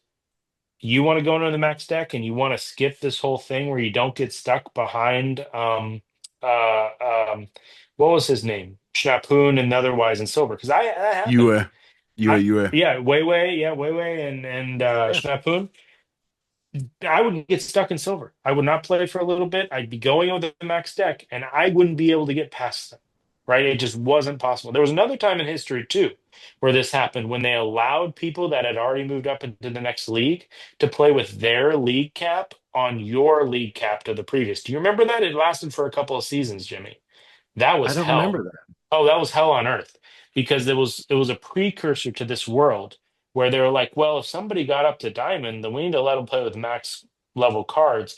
But you're a gold level player, so you're going to have, I don't know if they limited you to gold level or if they said you can play with max level because your opponent is max. But then a lot of other people, they're like, well, I optimize this for gold. So then if you're working at the top of gold, you would just keep getting batted down by diamond players. It was a horrible experience. It only lasted a couple seasons. I think But that's fixed by letting people choose. That's also what Nate was it does. talking And to. so there is the letting people But choose in I'll push league, back which in could one be an way, though. option. That I'll could push be an back in one option. way, though. If we want people, I love the free to play more and more and more and more. Yes, yes, yes. But if you want people to come in and actually start spending money, I mean, tournaments is highly competitive, and it's going to cost money to rent to get in there. I think having ranked with the league caps again allows people to trickle in, financially. Say, hey, I'm going to I throw $100. agree. I agree. But again, I'm going to push back again on you. You're not thinking big enough. 500,000 players playing for free, 10,000 of them will trickle out and want to buy and pay as much Yep. as they can to play into even an unlocked league lock tournament or rank system. And that's all we need. That would blow the doors off of any manual player numbers we've had. 10,000 and unique players in ranked. But then we're Okay, That'd be pushing so out, I amazing. think but then we're pushing out 100,000 more who would play at the lower leagues. I don't think they need to be. I don't think they need to be because then that dilutes the entire pool and they just get more feels bads because they put in a lot of effort for even less SPS because we have a limited SPS pool for ranked. We don't want everybody in ranked. We want the people in ranked that are going to put the money in and the time in and get a reasonable return. We want the game platform and the areas to play to be fun first. And people will come, 95,000 of them, for that and a little bit of ownership either in cards, chances for the black foil, a little bit of SPS here. I can put some money into a liquidity pool there. Like the diversity of finding a way to make my time and effort worth it will be available. But the ranked play, which we understood was the game from the beginning, that's all the game has ever been. That's the elite, right? That's like, okay, I'm going for the big leagues. There's a set amount of SPS. This is the biggest pool that's available, and I'm going for the top, right? That's when you're like, I've climbed every other mountain in the world. I'm going for Everest or K2, well right? that I that think that right there that's what is this is the nail on the head, Vet. Is ranked is the only game we've ever known, and therefore exactly. we're seeing Splinterlands with blinders on in that ranked has to be optimized for everybody. As we start to trickle in additional game modes, survival, maybe there's, I think Dave has referred to it as his launch pad. So you're in like a protected space where you're playing with other brand new players. You're not, released into the wild where you're going to come across the vets and the Jimmies and the Vuctuses. and you're able to choose how you're playing. Unfortunately, right now that is not the case. It's either ranked where you're bound to have that consequential feels bad moment that Jimmy is alluding to, and I think we should do our best to avoid that at all costs. But No, to I your totally point, agree. Vet, the best way to allow that circumstance to be circumvented is by offering additional game modes in which these new players can get accustomed to the game and have fun as the primary reward. Because we know the pitfalls of having ranked as the area we want to guide people. And as the numbers went up, the pools got diluted. And the only reason it worked is because the token value went up so high that made it so that even the lower people that are getting half an SPS were earning like freaking 50 cents or 25 cents a battle. And it was crazy. And up in Champ, we were earning $6 and $15 a battle. That was crazy days. When you bring numbers back to rank in that number and say you have the league levels there, how do you solve the problem of people getting locked out when they pay for a max deck but they're starting from the beginning? Because not They choose. everybody wants to go through that. Not No, you everyone choose wants to where you go want to through. play. Choose where you want Okay, to play. so you choose the leagues, yes. And Nate's proposal, like what he was laid out, was basically a really much more intricate. I don't want leagues to go back how they were. I don't think Okay. anybody wants. I don't think anybody wants that. And Nate laid out actually a really intricate way with multiple levels, multiple leagues. It was really cool. And the whole point is you get to, if you have a max deck and you want to go to the top, you go to the top, and that's where you play. Hmm. And you either get your ass kicked or you freaking kick ass. Oh, I'd say you go to Diamond. One or I'd the other. say you go to Diamond. I'd say Yeah. Champion is only available to those who actually work it. Because Yeah. then there's a difference. Because there's always been an Oh, yeah, argument yeah, like, yeah, why yeah. do we have Absolutely. Diamond? Why do we have that? Absolutely. Well, And what you then, were describing, like this elite thing, is definitely something we want, was something we need, something that we have to encourage. And there will be people who go there. But I think it's really, really, really important that we give an opportunity for people who don't have a lot of money, the way we've seen people do in this ecosystem, work, build, and build a deck, work their way up and build okay. up, So you've you know? got a select a league at the beginning of the season. I mean, even mid-season, because there were a lot of times when I loved playing silver meta for a while. And when we were doing our guilds picks, we were still in tier three. I loved getting the silver fray because it was different than my normal gameplay. I usually played champion, diamond decks, whatever. But silver was that Yeah. line where it was a lot more, to me, actually technical because you had to know things even better. You couldn't just throw a mess at the wall and overwhelm them with a ton of abilities, a ton of speed. Like the base stats mattered so much more at silver. I actually think silver is the most technical, um, and some could argue gold, depending on the Yeah, set. that's where I play now. All my But brawls are in silver because silver, I yeah, love it. yeah, it Yeah. is. It's so tactical. And then there's a very neat Tactical is thing the right about it. word. That's the right word. Yeah. Tactical and deliberate. You can't just guess or be random. You have to Yeah, take you and so. then every point of speed matters. It's like Mhm, not mhm. not like up at the top, you're like, okay, I'm gonna put a 6 speed, but I know someone's gonna play a 9 speed, and then we're gonna have the buffs, then we're gonna have the debuffs. I don't know what's gonna happen. In silver, it's like, okay, I have a 4 speed. I'm not gonna get too many buffs or debuffs, so how can I edge out the opponent? It's a lot tighter, so you can do that tactics a lot better. So I totally agree. So then you're saying that people can come in and they can select. They can be like, okay, I'm ready to play in the big boy leagues. I'm ready to go. Select. I'm gonna Nate dump in money. essentially framed it as four or five different games. So you can choose. I forget the words that he called it. It was like adept, experienced, advanced, expert, something like that. But Yeah, you're I saw the essentially new names. choosing. Yeah. Yeah, yeah. So you're essentially choosing a game mode. I want beginner game mode. Therefore, I know that the max level summoners that I'm going to be able to play e- e- are equal to bronze level summoners, and that's going Hmm. to be the depth of my experience, whether I'm in novice rating or in champion rating. So his idea was each game has the whole breadth of leagues, novice to champion, within the confines of bronze level caps. Did he go as far as making that mode or frame to cross the entire experience?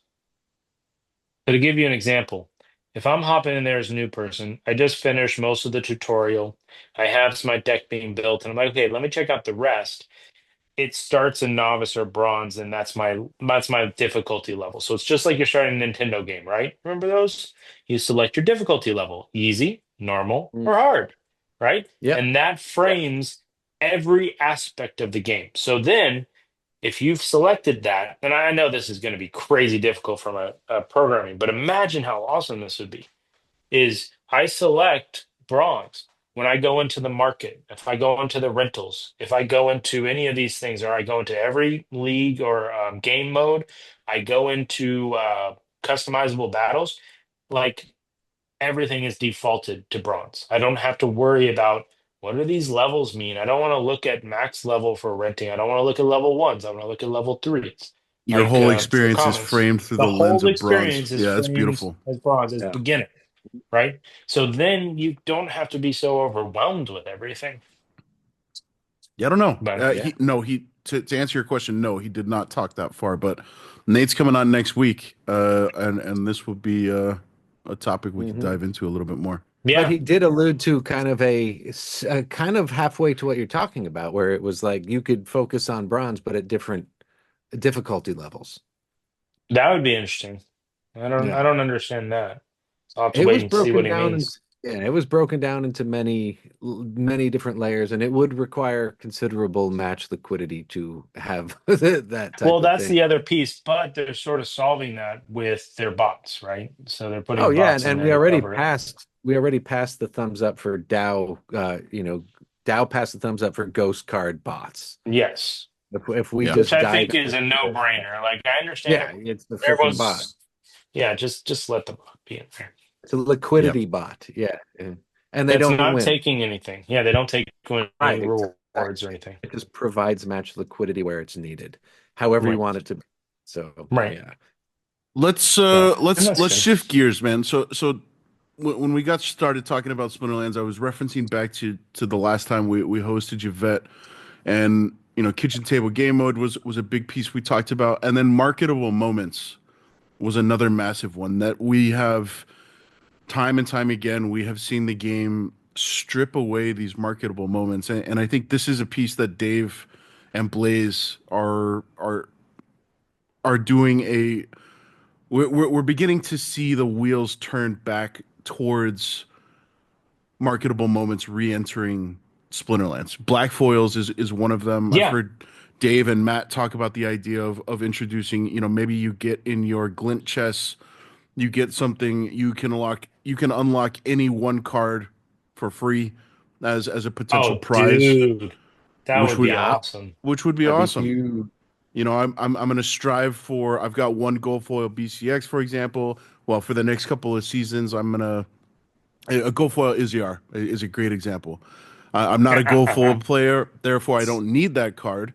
I'm gonna spend the additional glint to buy gold foil legendaries over the next few seasons to try and max that out, knowing that on the other side I've got this free unlock available. As soon as I max it out, I'm gonna unlock that Izzyar, put it on the market. Boom. That is a huge marketable moment. So we're starting to see the pendulum swing back in that direction. I think, there's a few things that are still hypothetical and still in the theory crafting stages, but the black foil is a real one, and we know that that's coming. And the term that Matt and Dave and Blaze called out a couple of times on that last town hall is this is going to be a big piece for the collector. Well, then there's guys like Tofu and Vugtis, who, yeah, I think to a certain degree you could call them collectors. They've probably got most cards in the game. They've got Yeah. an absolute grip of land.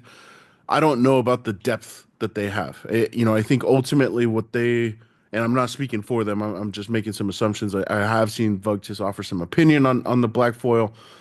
And the logical next question is, what is the additional utility that is going to be granted to these black foil cards? So we know that they're coming out of packs maxed. And I've heard a number of ideas kind of tossed around in terms of what kind of utility do we hope is attached to these black foil cards. And shout out to our buddy Mondroid. He collated a list that I think other folks had kind of been talking about, and he added some of his own. And I want to walk through this real quickly with you guys. He put together a list of 5 ideal utilities for black foil cards that he would like to see, in no particular order. Number 1, no cooldown in survival mode, which would be a Ooh, game changer. I think, considering jeez. how scarce these cards are, that'd be very cool. Number 2 is can be used on land and to battle simultaneously, which would be a Yeah, rad one. And side note, I'd love to see that applied to Rooney. Number 3, Yeah. 100% bonus oh to man, that'd be PP on awesome. land. Number 4 is lets you enter tournaments for free, so there's no DEC requirement to pay in. I don't know that it's interesting. There's probably a lot more math involved on that one that I haven't necessarily considered. And number 5 doubles the contribution points of your conflict wagon.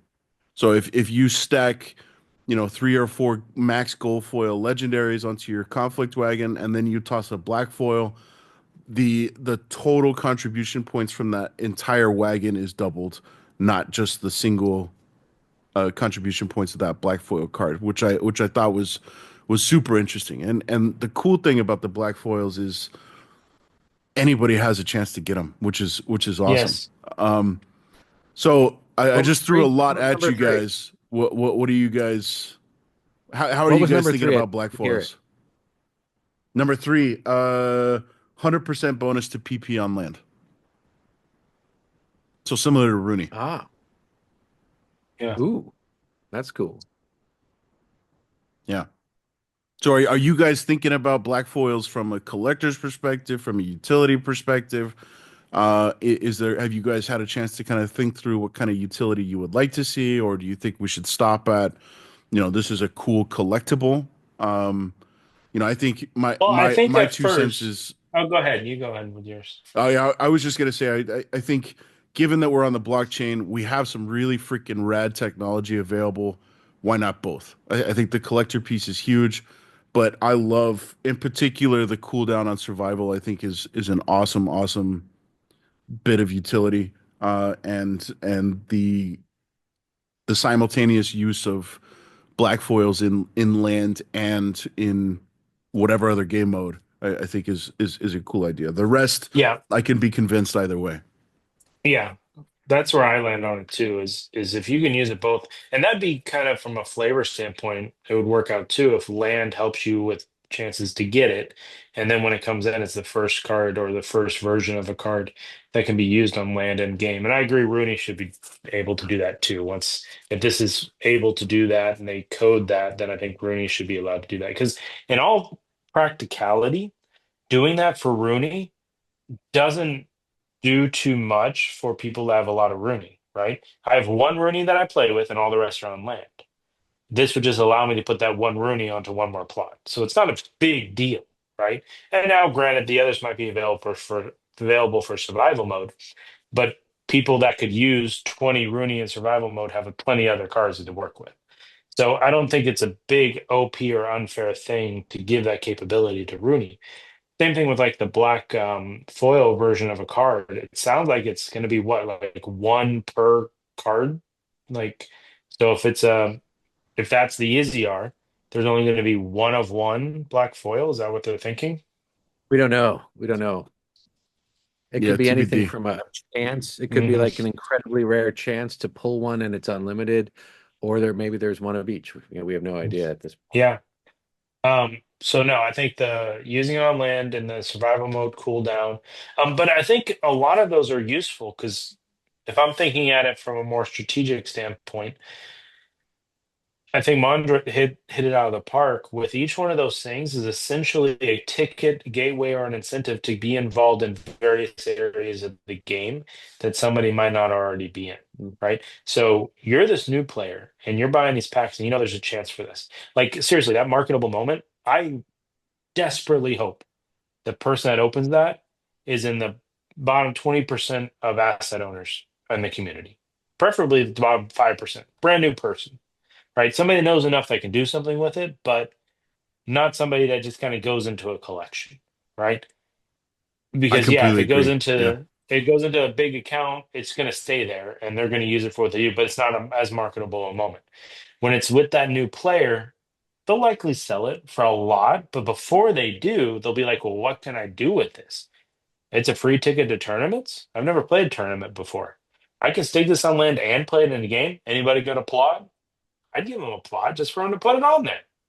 Given that plots are still $20. Now, if they're $150, maybe not. But but yeah, so but the community would help somebody out like that. Like something big like that happening, people rally around that. That's Oh, it amazing. completely changes the trajectory of this person's relationship with the game. 100%. Yeah. Oh yeah. Oh yeah. They'll be a cheerleader forever, even after they don't own that card. It'll forever be their crypto story, most likely. That one time I was in this Web3 game and just out of nowhere I opened a pack and there it was. A $5,000 card. It turned me Yeah. in. It turned me from a free to play to a max gold player. Yeah. It's totally got the capability to do that. Yeah. Jimmy, what are your And thoughts, man? that's life-changing money. Yeah, it's also life. If that's the price tag, that's life-changing money to some people in some parts of the world. Well, Which why again wouldn't it goes be? We back to just the did point. we did Yeah, Heloise. What did the Heloise sell for? The lowest price was what, 6 million DEC? And Something Heloise like doesn't that. have nearly the extra bonuses that if this card came out would have. yeah. Because No, I right like the now, modern coming out as a aspect. max, it's a promo, right? This is the same as those other promos that came out maxed. Yeah, and you I got to I, buy I it, think, yeah, and you got to buy it. Well, you and you come got out to of a buy it. pack. Well, the promos you do. This one come out of a pack. I do think I think we should really push for extra things to be tied to it to Oh really yeah, make this huge. love the idea. Utility, the more utility, the better for all of these special things. I'm still waiting for Rooney needs more utility because it was Yes, promised and it was sold to us. it was I'd have, so hard to get it evergreen. That seemed like a no-brainer. oh yeah, It never should have been a yeah, Dow vote. It never should have been. It, right. it Yeah, should. exactly. Yeah, that's a Exactly. gameplay Exactly. mechanic. Yeah. Yep, Well, exactly. They and And we weasel it's worded also it. fulfilling. It's fulfilling what we were sold on. Like Yeah, Rooney, that's for Rooney was sure. meant to be you're whitelisted for the next Splinterfest tickets. Your Yep, entry to cool yep, stuff. You've got yep, all this Yep. significant advantage over non-Rooney holders. Well, we're Yeah, starting to and it see, needs to the to be. team's credit, we have seen a couple of significant upgrades to Rooney. I think there was another one that just went through in this most recent update. I think it was no land cooldown on Rooney, which right. to Yes. some Oh, folks right, might right. not be huge, but it does represent that the team is listening, and we're not seeing like that. That never went to a DAO proposal, as far as I know. Mhm. They Right, they right. just they just acted and Yeah. applied additional value to Rooney, which is cool. I will I, I would personally have a lot more faith in the entire the whole project when Rooney if Rooney keeps getting more of its promised value. It was basically what you just said, and I don't want Well, if it gets brushed under the rug, I'll be pretty pissed well, off, and I let's will let's put always this, always Jimmy. Let's have put high this out here suspicion. right now because I just finished my old fashioned, so I can say it.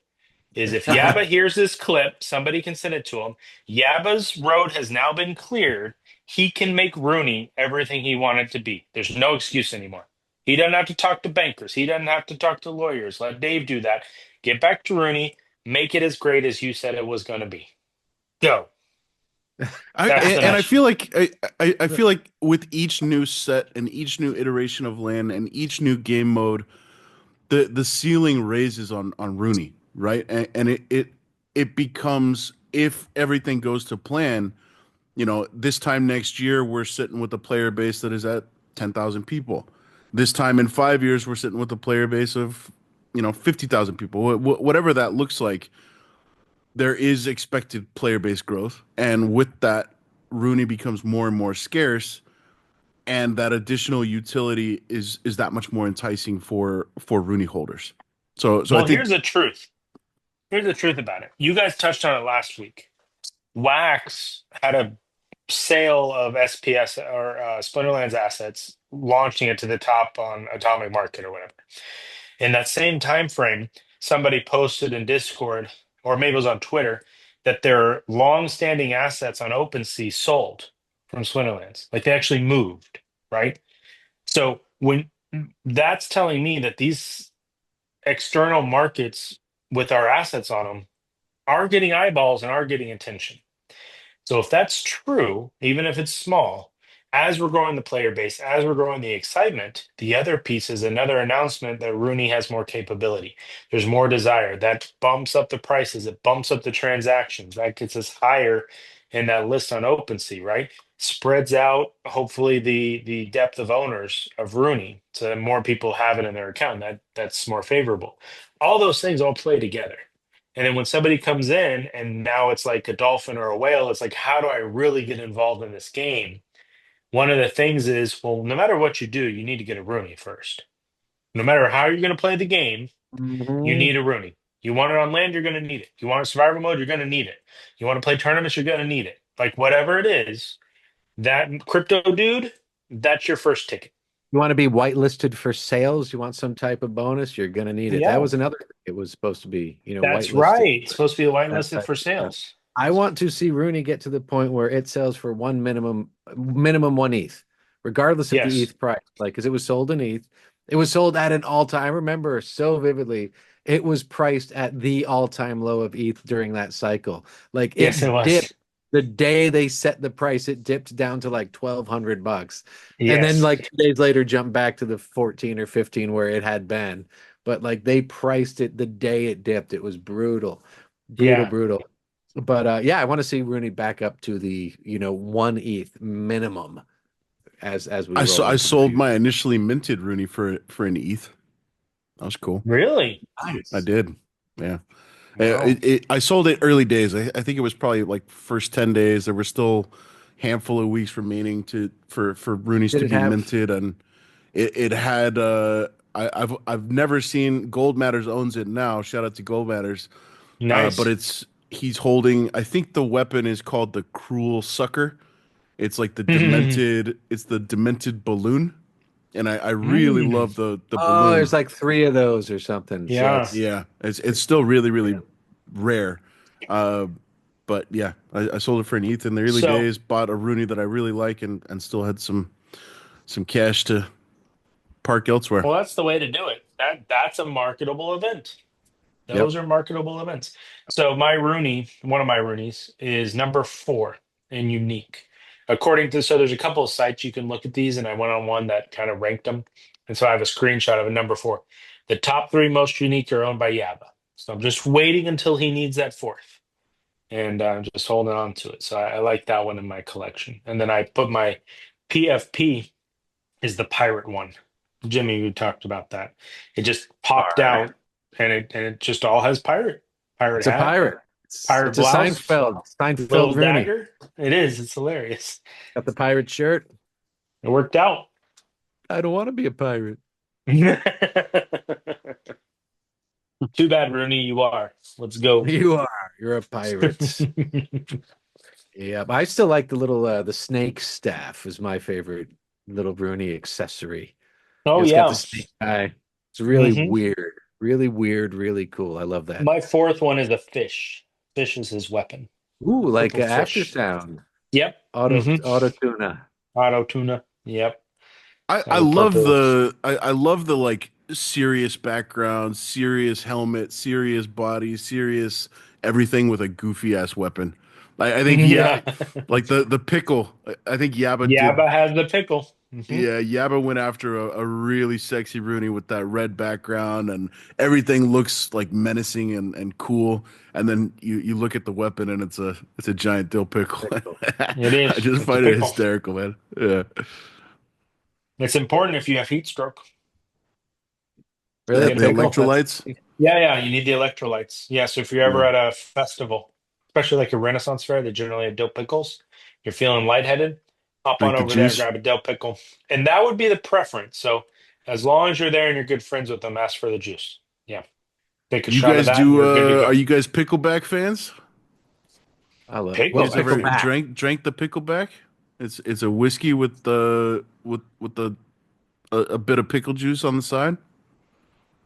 Wow. I I haven't. like No. pickle juice. I like pickle juice. Well, there's two different types. If it's vinegar based, like most crap you get in the store, that's bad for you. It's really nasty. If it is a live, salted pickle, like where it's fermented from salt, that is what's good for you. That is where everything's still alive in the pickle juice, and it's Like it's got probiotic.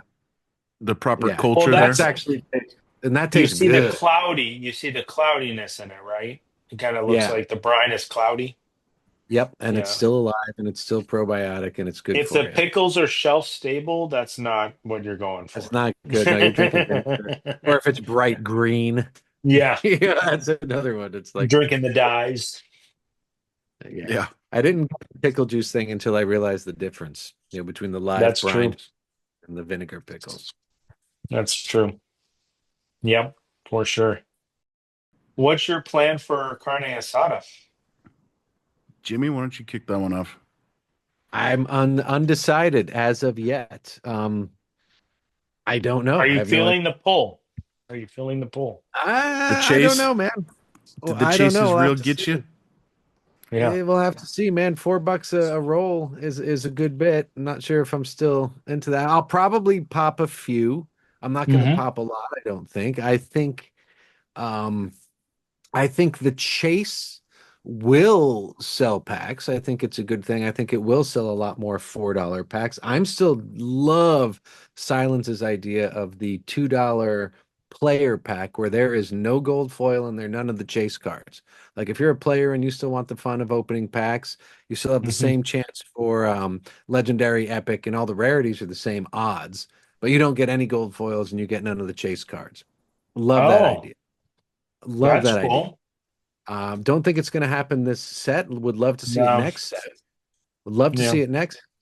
But I do think the chase cards will bring the price point down into a more affordable level for the regular foils because people are going to do what they do, and they're going to be buying to chase those cards and selling, the regular foils to fund it, or even Oh gold yeah. foil. There were two ways to tackle the $4 versus $2 card pack price, and one was adhere to either $2 or $4, and the other side was you change the equation on expected value of a $4 pack, and all of a sudden it becomes a more Becomes viable. realistic. Yeah, and we've seen that part of the equation come to fruition with this black foil stuff. Obviously, there's a lot of detail to be hashed out, and well, Oh not yeah. hopefully hashed I out, want to but see but one of revealed. ones. Yeah, I don't think it's going to be one of ones just from the way I'm hearing it discussed. But I would love to see some one of one foils in there. Even a one of one card of some sort, like maybe an animated something, or a one of one that's a different foil. Like say there's only one diamond foil, just for picking something random. Well, Hmm. That there's one of each card, the and team in the kept a bunch of shit up their sleeve with Rebellion. Like we didn't find out until packs were openable. I think that there was um I forget what the ability. It might have been ambush.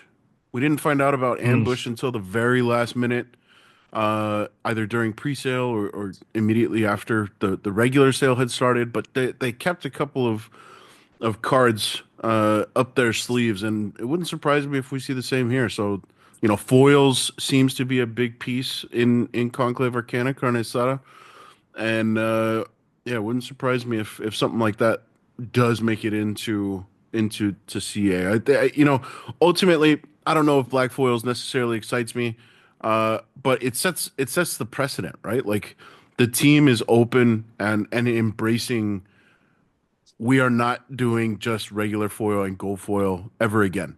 We're seeing starter packs, we're seeing alchemy packs, we're seeing legendary packs, we're seeing black foils, come into the set. So, the creativity really needs to be flexed hard and heavy for this thing to stay relevant and to continue to grow. And I think the black foil, in conjunction with everything else, represents we have achieved that precedence. From here, that wall is down.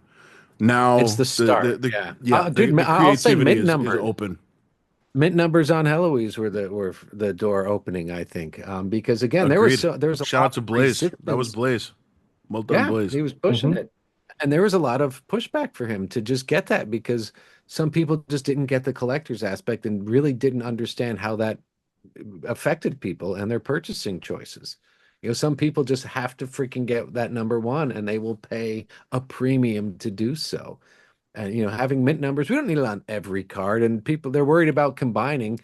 I think it shouldn't even matter. I think when you combine, like, the lowest mint number is what it is, maybe, depending on Hmm. quantity and stuff. But it's something that you don't have to make a huge deal about. It could be just easy. Hey, when you combine, here's what happens. You want that number one, don't combine it by accident into a 10 BCX card or something. Well, if it's minted, But Yeah. it should be max. Like it just yeah. oh no, I'm just Like, talking about all the regular foils and stuff. Like, I'm pretty sure we're not going to see mint numbers this time. Maybe the black foils will have mint numbers. I have no idea. I hope it's somehow incorporated into the set. yeah, I don't know. Hmm. We'll find out. And I did want to ask one other thing. So, VetteV, did you ever have a mustache? There it is. Not just a mustache. Okay, full on. Did you have chops too to go with it? No. It's either a full winter beard or none. Okay, all or Yeah. nothing. All or nothing. All Yeah. or nothing. That's If how I you rolled. if you ever grew a mustache, what would you do? I don't think it comes out good. No, it doesn't work. Doesn't work. No, no. I don't I'm trying to know. picture it. I'm picturing you with, like, it would have to be like the Civil War stuff that goes all the way Yeah, into it the doesn't all out.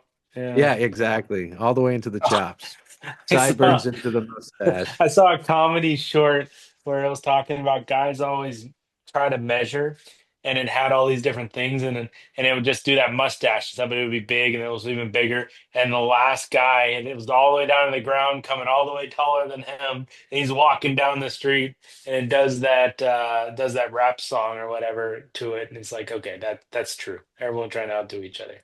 It gets ridiculous. Oh man, Nice. ridiculous. Well, Oh, cool. So there's yeah, it sounds the like. mustache conversation for. I think we're at a steady 5 in a row now. Well done, Jimmy. Oh, You that's kept it where alive. that's where that's where Dwayne's came from. Yeah, because he looks exactly like Zorg from Fifth Element. He does. That's I had no idea until that was pointed such a out. brilliant call out, man. Yeah, that's spot on.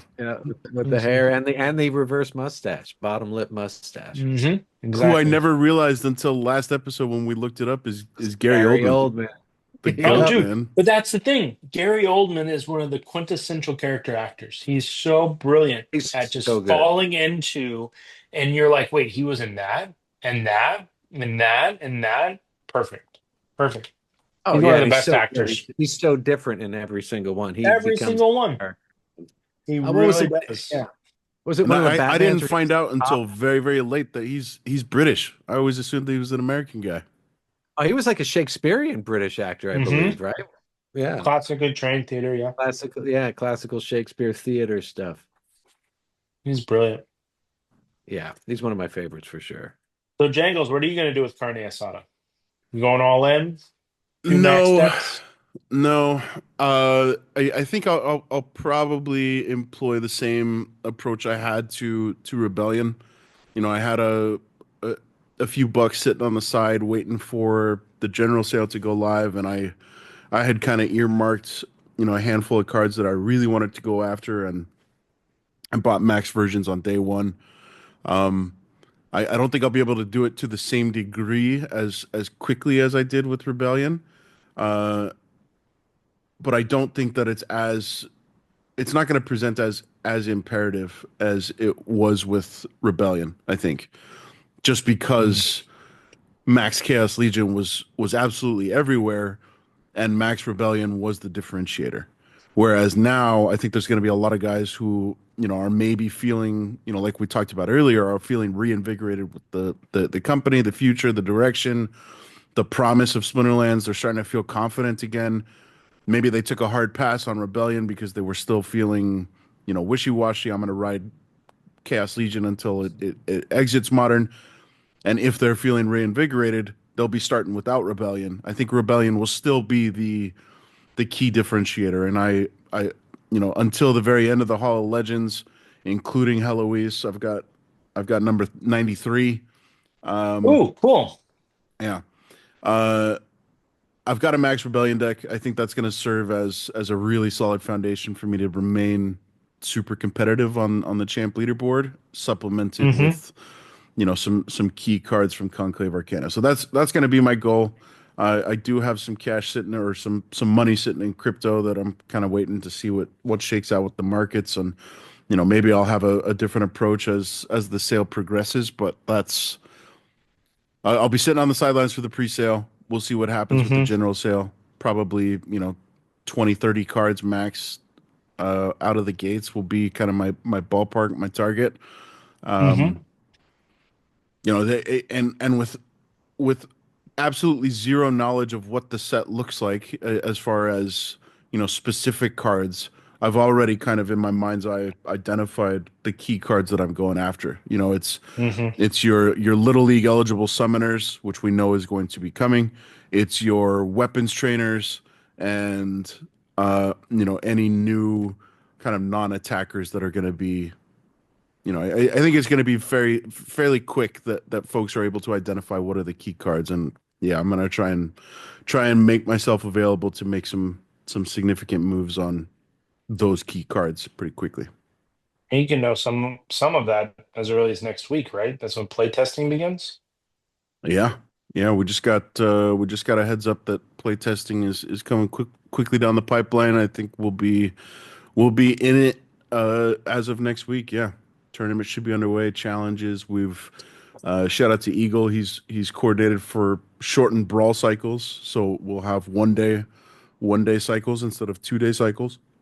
Um, Oh, wow. yeah. So How Okay. so? What's that mean? What do you just in mean? the testing, just in the testing. Oh, okay, gotcha, Oh, gotcha. Yeah. okay. So we'll have an amplified, kind of data collection period across all aspects of the game, which is cool. Cool. And then did you have all your rebellion rewards or not? Yeah, the rebellion rewards, right? Are those all maxed and ready to go? Max and ready to go. I was burning all of my additional regular foils and most of the gold foils, but But then survival mode came out and then oops. yep, that plan was thrown into the wind. That's right, man. So I I'm got too working on my much glint second. to too much glint to even consider burning for more glint. Like one day they might be useful. Oh, that day is here, bro. Survival mode. That's right. Maybe my alt is playing survival mode. I gotta set up Fat Jimmy to play survival mode.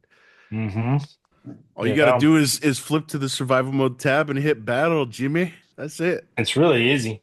It is Come really on, easy. join us. It's so fun. And Vet, I will say, man, it was awesome to see.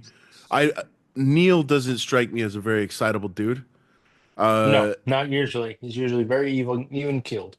he was not even killed last week in that episode that you guys ran, and it was awesome to see, you know, the impact of survival on somebody like that. Like he's Mm-hmm. called Neil McSpreadsheets for a reason. He's very cut and Yeah. dry. It's black and white. He runs by the numbers, and his excitement was tangible, and it was awesome to see. And kudos to you for egging him on. So well done. I I was can do loving that. watching him, man.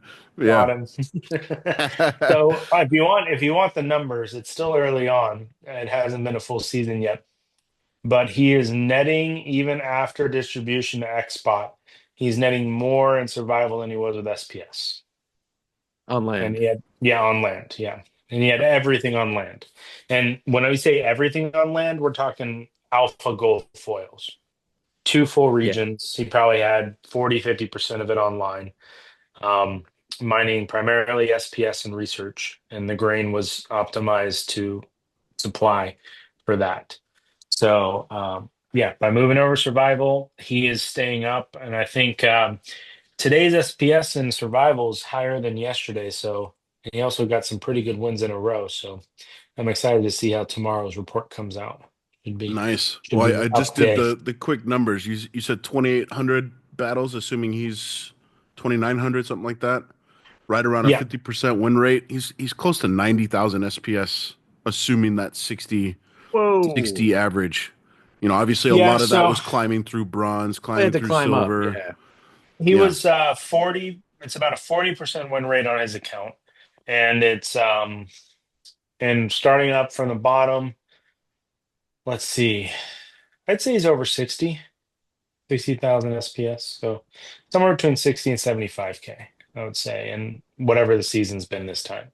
Because we started on Tuesday, and that was kind of the beginning of the season, I think. Yeah. So That's not too a week shabby. ago I mean, Tuesday. I would No. love to see, I think Siler probably has every intention of fine-tuning Xbot and making it more competitive than it currently is in survival mode. But on the flip side, Neil he's got a lot of max copies of specifically Chaos Legion, but there's a lot Yeah. of single BCX cards in there too. And when Neil Mhm. starts to consolidate and max out additional cards, that's proof in the pudding that survival is doing the trick. Good stuff. And it is, but I mean, honestly, when it gets to that point, though, it's just the time it takes when you're in that large of an account. The time it takes to go through because there's no tool to do that right now. Peak can do the core sets, do like massive leveling up, but when it's these reward cards or some other versions, it just takes so long to level up. So he just left them. They've just been sitting there. So yeah, it's funny. Mm. It's a whole different world. It's a different I ball don't game. have those. Yeah. Yeah, I don't have those burdens. Are I you just have it offering your managerial to services, Vet? I may be paid for managerial services. That Yeah, that that nice. that might be in place. Nice. Yeah, Well, Vet man, absolutely. we just passed the we're well in excess of 2.5 hours. Granted, some of that didn't make the recording, but man, always a pleasure hosting you. I always appreciate your perspective on stuff, and I can appreciate that you're. Thank you for being honest about putting feelers out there for your collection, your account. And a side note, I would love to see something like that make its way to the trade hub that we've heard Blaze talk about. If I could just Ooh, list my whole account account. on, yeah, just Mm, list the Yeah. whole account. Why not? Or put it up Uh, for auction or something like that. yeah, yeah, right. put it for auction. Popular Yes. account. That'd be freaking awesome. Reserved, not And yet met. That's something actually I would love to see an auction house that it's anyone who in the community can put a card up for auction. Like let's say I got an Archmage Arius and I want to just Hmm. sell it and get for it. That would be amazing. Yeah, That would be amazing. Dave, you listening? Dave that's right. McCoy listening. Auction house on the wish list, baby. Yeah, yeah, yeah, baby. that would be cool. I completely agree. I would love to see Splinterlands kind of retake the reins on a lot of stuff that they've been happy to watch the third party services inherit and run with and dominate. Like the card market, the land management. I would Yeah. be shocked if any of the guys on this call either manage land or primarily purchase or rent cards through splinterlands.com. No, he Yeah, doesn't. Oh, no. it's a No. no-brainer. You're foolish if you do, and you don't know better if you do. Mhm. There's superior services out there for all of that stuff, and I would love to see a lot of that brought back in house. We don't want It'll be neat. we want to encourage as much staying power on splinterlands.com as possible. Yeah, that helps True. with future ad revenues too, man. And by ad revenue, I mean like tournament sponsorships. Like I want a company to say, "Wow, there's this much hourly, use per website. This I many, this want many I people want a Fat average." Jimmy Amps tournament sponsored by Fat Yeah, Jimmy Amps, and you got some backing tracks during the battles of some Yes, performances on Fat Jimmy Amps. bam, I can and, do That's that. what we need.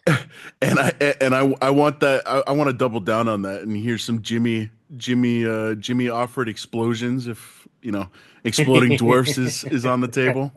Oh man, Bam. You've unlocked sound Ooh, effects. the fat Jimmy sound effects.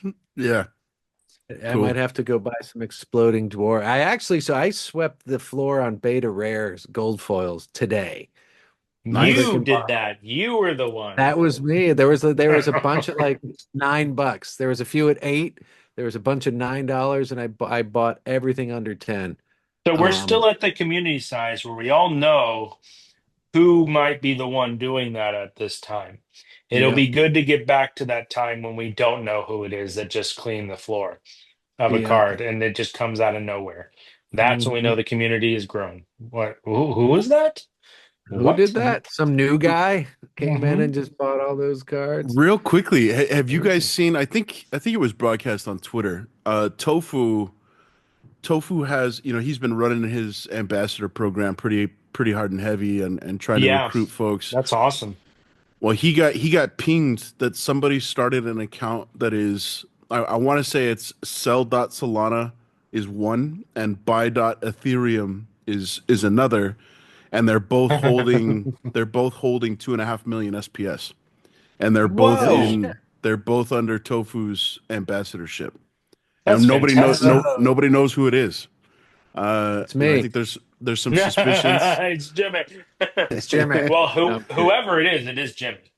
They're in the Yeah, club. whoever it That's is true. That Jimmy. is That's true. that it. That's Nailed true. it. Two Jimmy. Jimmys. Two Jimmys. Jimmy. Yeah, I thought that was cool, man. So, I mean, buying 5 million That's SPS awesome. just to flex is For crypto that's bag, man. That's as they yeah, put as a crypto bag at the beginning of a bull market. That's that's not a small move. glorious. No, that's a Yeah, That's a good good signal. sign. Yeah. Yep. they've reached that 7 figures, Jangles. They're dangling out there. You gotta catch up. I'm trying, man. Yep. Working on it. Well, survivor I mode heard again. survival mode is a good way to get there. Yep. I Just need a so couple more I'm gold like you. foil alphas. I'm like you, Vet. Like I sold all of my untamed in preparation for Rebellion. Uh, Obviously, in hindsight, I shouldn't have, but there's a decent amount of cards that I bought back later for cheaper. Granted, they were at silver level for my alt account, but I've got max modern, and that's kind of been That's my lane. tricky. Yeah, Yeah, I can roll simultaneous when I'm running my older wild cards in survival while modern is dominating. And then at the end of the season, we all do the same thing. Coming up actually in the next day or two, we're going to see everyone pile in. So I guess brawls start soon, right? Within the next tomorrow, 12 hours. today. Yeah. Yeah, So everyone's going to put in their brawls, and a few hours after that, survival is going to go nuclear. And then yes, it is. so get it in now, Jimmy. Go get your battles. Do at least 10. Taste some of that sweet SPS, and then let everyone else just drain the pool. It'll be Because interesting to then we'll see. happen. Man, I keep finding tangents to dig on here. It'll be interesting to see once the revival potions or Phoenix potions or whatever they decide to call them. Once those come into play, do they remove the mechanic that end of season is the hard reset on cooldowns? They would Um, have to, and I'm actually surprised that's even here. Because I was planning last season, I was planning it not to just spawn back. Once I knew that, then I just ran it all the way to the end. But oh, I um, played till the wheels I think fell off. there's Yeah, yeah totally. but there's some strategy to it being continual, right? Because then you can't just get a hard reset. So I Yeah, don't know how hard coded it is, but I'm kind of with Jimmy on this. At this point, I don't like the revival potions, or maybe if they're there, they're extremely rare, or they're tied to some other thing like that black Like Rooney. foil, like Rooney and black foil, like something that's special. Like if it's just something that can be purchased, even Yeah, I don't like for that. 10,000 DEC, like that's still affordable, like for some top cards. Yeah, to do a And so I'm saying, tofu or a Yoden or something, yeah. Or a yeah, kitty. hmm Yep. for Yep. sure. Yeah, yeah, I don't like the potion idea. Not now, not now. Yeah, now that we've seen how it all plays out, the people that want to dominate are able to dominate without those potions. They don't need them. yeah, Mhm. agreed. And that should be part of the risk. It should if your card loses, it's out for a It's little dead. while. That's just how Yeah, it is. It's Hmm. dead. That's Yeah, it. yeah. That's But I it. don't know. Like, I think like we've talked about this forever, and I don't know if they how they're going to do under this new world with Dave and so on. But this is where you get into really fun stuff, where you're talking about those marketable moments. You're talking about those things that keep things fresh. You can weave it in here. That's like, you log in today. congratulations, all untamed cards have been reset in survival mode. Yeah, Like a that's a bonus. cool idea. Like boom, right? And it could be Like, it because could then be a it's like, cool okay, you lore checked in moment. today, you're the lucky winner because everybody got a reset. There you go. Yeah, something happens, but Joey it's would and it run can with be that. tied to Yeah. certain cards, and it's some that like is never predicted. Yeah, yeah, and or like now that they're doing those races thing, all dwarves, if they're cooldown on survival, they're undone. Like, because I mean, in code, they all just have tags, so all you have to do is code the tags that search it, and you run that during a quick maintenance for 15 minutes or whatever at midnight, and then boom, everyone's at reset. It's like, whoa, what happened, right? My I SPS went love up that, in, man. in survival, or I'm playing like little things like that change everything. Oh, and it's such a feel good, right? Like we need more of It's what those. do we need? We need Yeah. if we're not getting all the jackpot feel goods, then we need just more feel goods. Like I logged in today, I feel better because I logged in. And Yeah. that's what I need. I Yep. think we're going to be seeing more of that, man. That's all the signals and have led Even towards something that. as simple as Mhm. quests coming back. Do you remember those days? You and I were talking at those days. We were in chat in Yeah. Team Possible. We're like, I need to finish my quest for today. Before the timer runs out, I have to log in today to get my 5 out of quest. Oh, and I was listening to last week. I love the Death Splinter. Why do I love the Death Splinter? Because when I came on board, everyone said they hated it and that it was underpowered. That to me was a challenge because then I said, all right, how do I figure it out? And no one's going to expect it. And I did so well. I still Beautiful. love it. Yeah. So yeah, bring the quests back. Daily quests. Yeah. Agreed.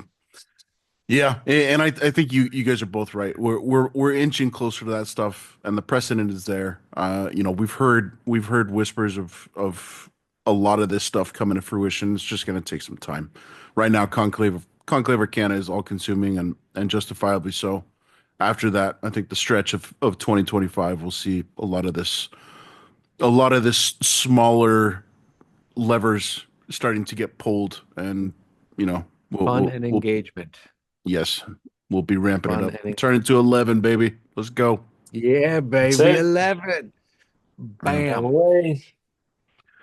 All right, gentlemen. Absolute pleasure. Again, Vet.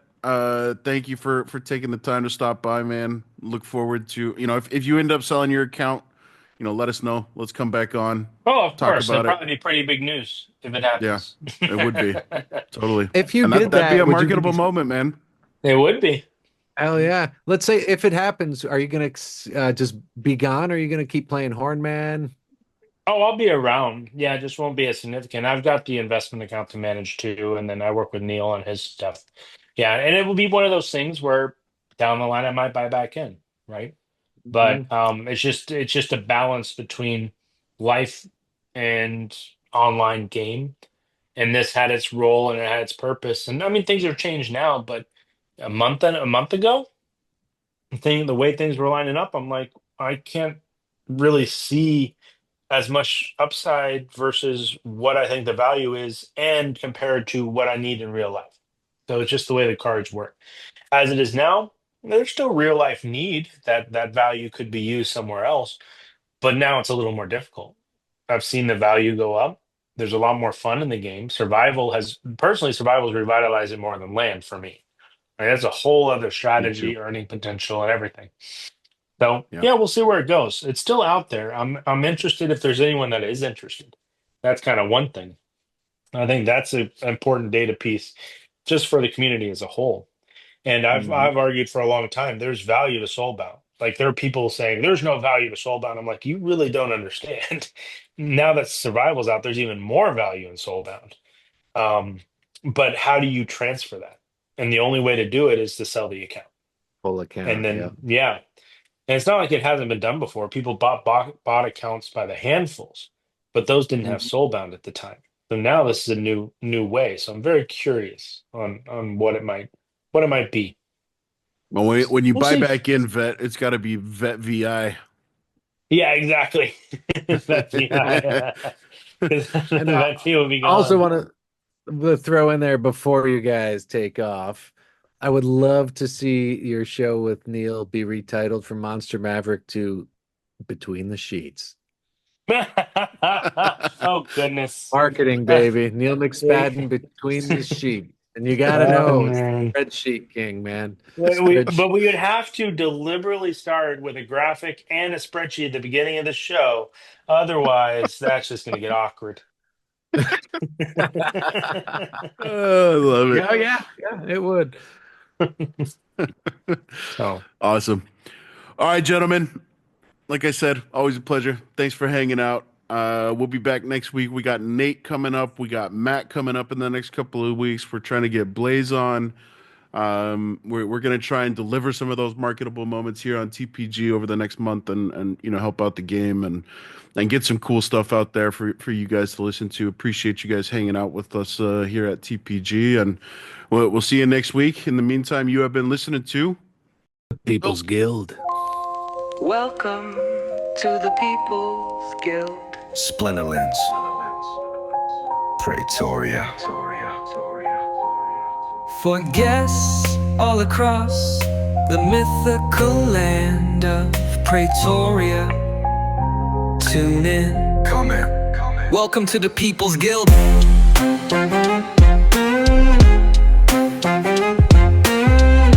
Another week, another guest.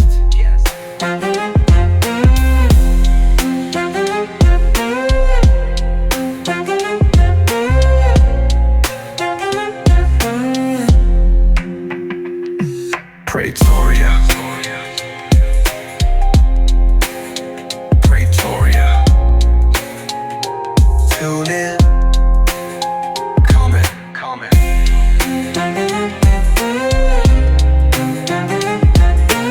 Welcome to the People's Guild.